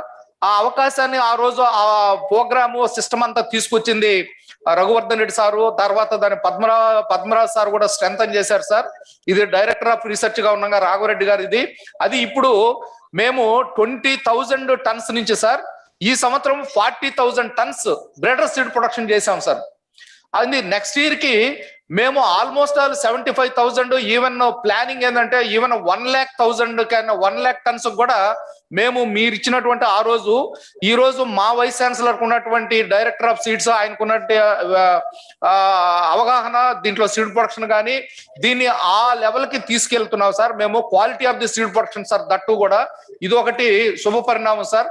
ఇట్లా యూనివర్సిటీ ఓవరాల్ గా కొత్త ఏరియాస్ ఆఫ్ రీసెర్చ్ ని ఐడెంటిఫై చేయడము, కొత్త ప్లానింగ్ చేసుకోవడము, దీన్ని ఉండింది స్ట్రెంథన్ చేసుకోవడము, ఆ విధంగా university in association with coordination sir excellent coordination with department of agriculture ఈ విధంగా జరిగిన దాని వల్ల ఓవరాల్ గా. ఇంకోటి సార్ లాస్ట్ టైము 2 years లో కూడా క్రాప్ సీజన్ లో సార్ లాస్ట్ ఇయర్ మరి కొన్ని over moisture conditions excess rain కొన్ని ఏరియాస్ లో సార్ ఒకటి for the last 2 years sir we have seen no mandal is identified as a drought declared as a drought area sir. ఏ మండల్ కూడా declare కాలేదు sir. అంటే that shows that government timely taken steps కానీ ఎక్కడైనా crop దెబ్బతిన తర్వాత contingency plan ని department of agriculture in association with the university దాన్ని success చేయడంలో గత 2 సంవత్సరాల్లో put more efforts sir for successful year of the contingency plans కూడా చేసి ఒక్క క్రాప్ ఇయర్ కూడా ఒక్క క్రాప్ సీజన్ కూడా ఫార్మర్స్ కి నష్టపోకుండా చేయడం వల్ల కూడా మనకు గ్రోత్ రేట్ అగ్రికల్చర్ లో ట్రెమెండరస్ గా పెరిగింది sir. We're successfully for the last 1920 కానీ 2021 ఇయర్ లో కూడా సార్ యాజ్ విష్ణు శంకర్ చెప్పినట్టు ఇంత పాండమిక్ ఇయర్ లో కూడా ఇది hats off to the government sir efforts and also thanks to the strenuous efforts the farmers of the Andhra Pradesh sir for the success of this productive years of the 1920 2021 sir. This is what I want to submit to you sir. Hello నమస్తే sir. నమస్తే just hello Gangireddy sir చెప్పండి sir. Vishnu Shankar గారు hello. రెండు points చెప్పగలుగుతున్నాను sir. ఈ రైతు భరోసా PM Kisan scheme లో మనం tenant farmers ఎక్కువ మంది, ఎందుకంటే 50% కల్టివేషన్ అంతా కూడా టెనెంట్స్ ద్వారా జరుగుతుంది, కౌలుదారుల వల్ల. ఈ కౌలు ద్వారా ప్యూర్ టెనెంట్స్ అండి. ఓనర్ టెనెంట్స్ కి వాళ్ళకి ఓనర్షిప్ ఉన్న ల్యాండ్ 1 ఎకర్ ఉన్నా 1/2 ఎకర్ ఉన్నా రైతు భరోసా పిఎం కిసాన్ స్కీమ్ ద్వారా వాళ్ళు లబ్ధి పొందుతున్నారు.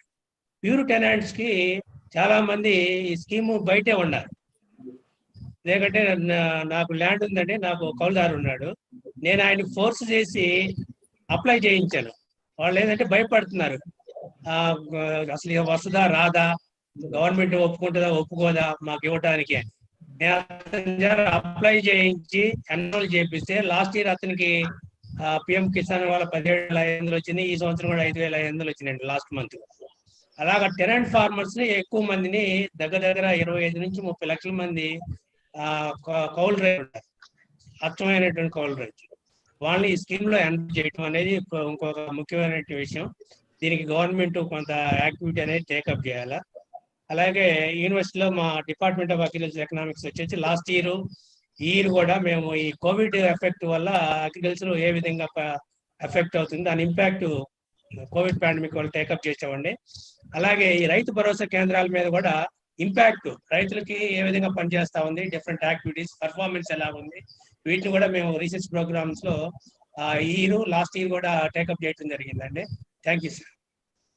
తర్వాత ధన్యవాదాలు. ఇంకొక 2 నిమిషాలు వెంకటేష్ సార్, జస్ట్ 2 నిమిషాలు మాట్లాడతాను. అలాగే సార్. ఇప్పుడు వీరందరూ చెప్పినటువంటి అంశాలన్నీ కూడా అలానే మంచి పాయింట్లే.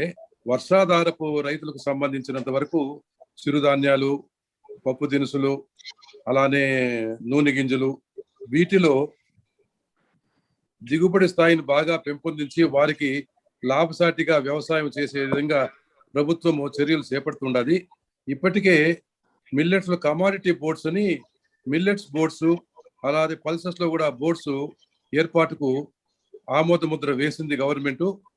దాన్ని బలోపేతం చేసి వెంటనే వాటిని యాక్టివేట్ చేసి ఆ వర్షాధారం కింద ఉండేటువంటి రైతులకు ఉపయోగపడే ఈ చిరుధాన్యాలు, పప్పు ధాన్యాలు వీటన్నిటి కూడా ఉపయోగపడతారని అది ఒకటి ఏర్పాటు చేస్తే బాగుంటుంది, వేగరం చేయాలనేటువంటి ఒక అంశము. రెండో అంశము, ఈ ఎలా అయితే మనము అంతా కూడా పచ్చదనాన్ని ఈ బంజరు భూముల్లో కూడా పచ్చదనాన్ని ఎలా అయితే మొక్కలు నాటి చేయాలనుకుంటున్నామో ఇదే విధంగా మనకు అడవులు ఎక్కువగా ఉన్నాయి. మనకు ఉండేటువంటి కాలేజెస్ లో కూడా ఫారెస్ట్ కాలేజ్ అనేటువంటిది మనకు లేదు. అది తెలంగాణ ప్రాంతంలో కూడా ఈ మధ్యనే ఏర్పాటు చేశారు. తప్పనిసరిగా మనకు ఫారెస్ట్ కాలేజ్, అగ్రో ఫారెస్ట్రీ ఇవన్నీ కూడా డెవలప్ చేసేందుకు ఫారెస్ట్ కాలేజ్ ఉంటే మంచిది అనేటువంటి సలహా కూడా ఒకటి ఉంది. ఇక దీంతో పాటు ఇంకొక అంశం ఇప్పుడు మంచిగా మనకు సీడ్ ప్రొడక్షన్ ఎక్కువగా చేసి సీడ్ రీప్లేస్మెంట్ రేట్ అంటుంటాం. అంటే ఎంత విస్తీర్ణంలో ఎక్కువ స్థాయిలో గనక నాణ్యమైన విత్తనాలు ఉంటే దిగుబడి కూడా అంత ఎక్కువగా కూడా పెరుగుతుంది అనేటువంటి వాస్తవం ఉంది. కనుక ఆ విధంగా కూడా పెరిగితే రైతుకు లబ్ధి చేకూరుతుంది అనేటువంటి అంశము మీ దృష్టికి తీసుకొస్తున్నాను. అందువల్ల నాణ్యమైన విత్తనం చేసేందుకు రివాల్వింగ్ ఫండ్ ఇచ్చి వారు ఎంత ఎక్కువగా వ్యాపారం వృద్ధి కూడా చేయొచ్చు. ఇంతకుముందు చెప్తున్నారు సంగారెడ్డి గారు, అలా చేస్తే బాగుంటుంది అనేటువంటిది. ఇక పరిశోధన పరంగా ఇప్పుడు మామూలుగా ప్రొక్యూర్మెంట్ ఇవన్నీ కూడా చేస్తూనే ఉన్నారు. మనం ఏం చేస్తున్నాం, గ్రామ స్థాయిలోనే మనకు ప్లానింగ్ అనేటువంటిది గ్రామ స్థాయిలోనే వచ్చింది కనుక ఇప్పుడు చాలా వరకు చూస్తున్నారు. వరిలో ధాన్యం కొంత కొంటారు, తర్వాత కొనలేకపోతారు. అదే చిరుధాన్యాల్లో కానివ్వండి, జొన్నలు కానీ, సజ్జలు కానివ్వండి, అనుకున్న విధంగా మార్కెట్ రేటు ఎంఎస్పి రావటం లే. ఎందుకు రావటం లేదంటే డిమాండ్ లేదండి అంటున్నారు. అందువల్ల డిమాండ్ ని దృష్టిలో ఉంచుకొని వాటి కన్సంప్షన్ ప్యాటర్న్ కూడా దృష్టిలో ఉంచుకొని క్రాప్ ప్లానింగ్ అనేటువంటిది ఎంత విస్తీర్ణంలో ఏ ప్రాంతంలో ఏ పైరు వేయాలి అనేటువంటిది గ్రామ స్థాయిలో నుంచి మన యూనివర్సిటీ, వ్యవసాయ శాఖ, సంబంధిత శాఖాధికారులందరూ కూడా సమన్వయం చేసుకుని క్రాప్ ప్లానింగ్ అనేటువంటిది చెయ్యాలి. ఆ క్రాప్ ప్లానింగ్ చేసిన తర్వాత అందులో కూడా ఏ రకాలు సాగు చేయాలి, ఏ బెస్ట్ ప్రాక్టీసెస్ ఏర్పాటు చేయాలి అనేటువంటిది రైతు సేవా కేంద్రాల ద్వారా ఈ సమాచారం వాళ్ళకి అందించి దానికి కావాల్సినటువంటి ఇన్పుట్స్ అన్ని కూడా ఏర్పాటు చేస్తే చాలా చక్కగా ఉంటుంది అనేటువంటి అంశాన్ని మీ దృష్టికి తీసుకొస్తూ, ఇదే విధంగా రైతుకు కావలసినటువంటి అన్ని వనరులను పెట్టుబడి కావచ్చు, అలానే ఇన్పుట్స్ అన్ని కూడా ఇస్తూ సాంకేతిక సలహాలు అన్ని చేసి ప్రకృతి వైపరీత్యాలు కూడా వారిని ఆదుకుంటూ మనకు చివర ఈ పంట ఉత్పత్తులను కూడా మంచి లాభసాటిగా ఎంఎస్పికి తగ్గకుండా కొని వారికి పూర్తిగా న్యాయం చేసి 5 రూపాయల ఆదాయం ఎక్కువగా వచ్చేందుకు దోహదం చేసే విధంగా 10 కాలాల పాటు ఈ ప్రభుత్వము ఇలానే మనుగడ సాగించాలని చేస్తుందనేటువంటి నమ్మకము మనందరిలోనూ ఉంది. వారికి మరొకసారి ధన్యవాదాలు తెలియజేసుకుంటూ ఈ కార్యక్రమాలను మరింత పటిష్టంగా అమలు చేసే విధంగా ముందుకు వెళ్ళాలని విజ్ఞప్తి చేస్తున్నాము. వారికి మన జోహార్లు అర్పిస్తున్నాము. నమస్కారం. నమస్తే సార్. మన ముఖ్యమంత్రి జగన్మోహన్ రెడ్డి గారు ఈ 2 ఏళ్ల పాలనలో ఇన్ని పథకాలు ప్రవేశపెట్టి అద్భుతంగా నడిపిస్తున్నందుకు మనందరి తరపున ముఖ్యమంత్రి గారికి అభినందనలు తెలియజేస్తున్నాము.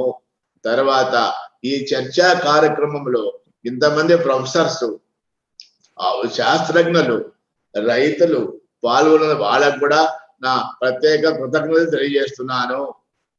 ఈ కార్యక్రమాన్ని ఎవరైనా వీక్షిస్తున్న వాళ్ళందరికీ కూడా నా ప్రత్యేక కృతజ్ఞతలు తెలియజేస్తూ ఇంతటితో ఈ కార్యక్రమాన్ని మీ అందరి అనుమతితో ముగింపజేస్తున్నాను.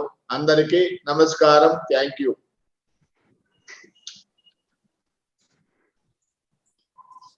మీటింగ్ ఎండ్ చేస్తున్నాను sir. Thank you sir. Thank you sir. Thank you. Thank you sir.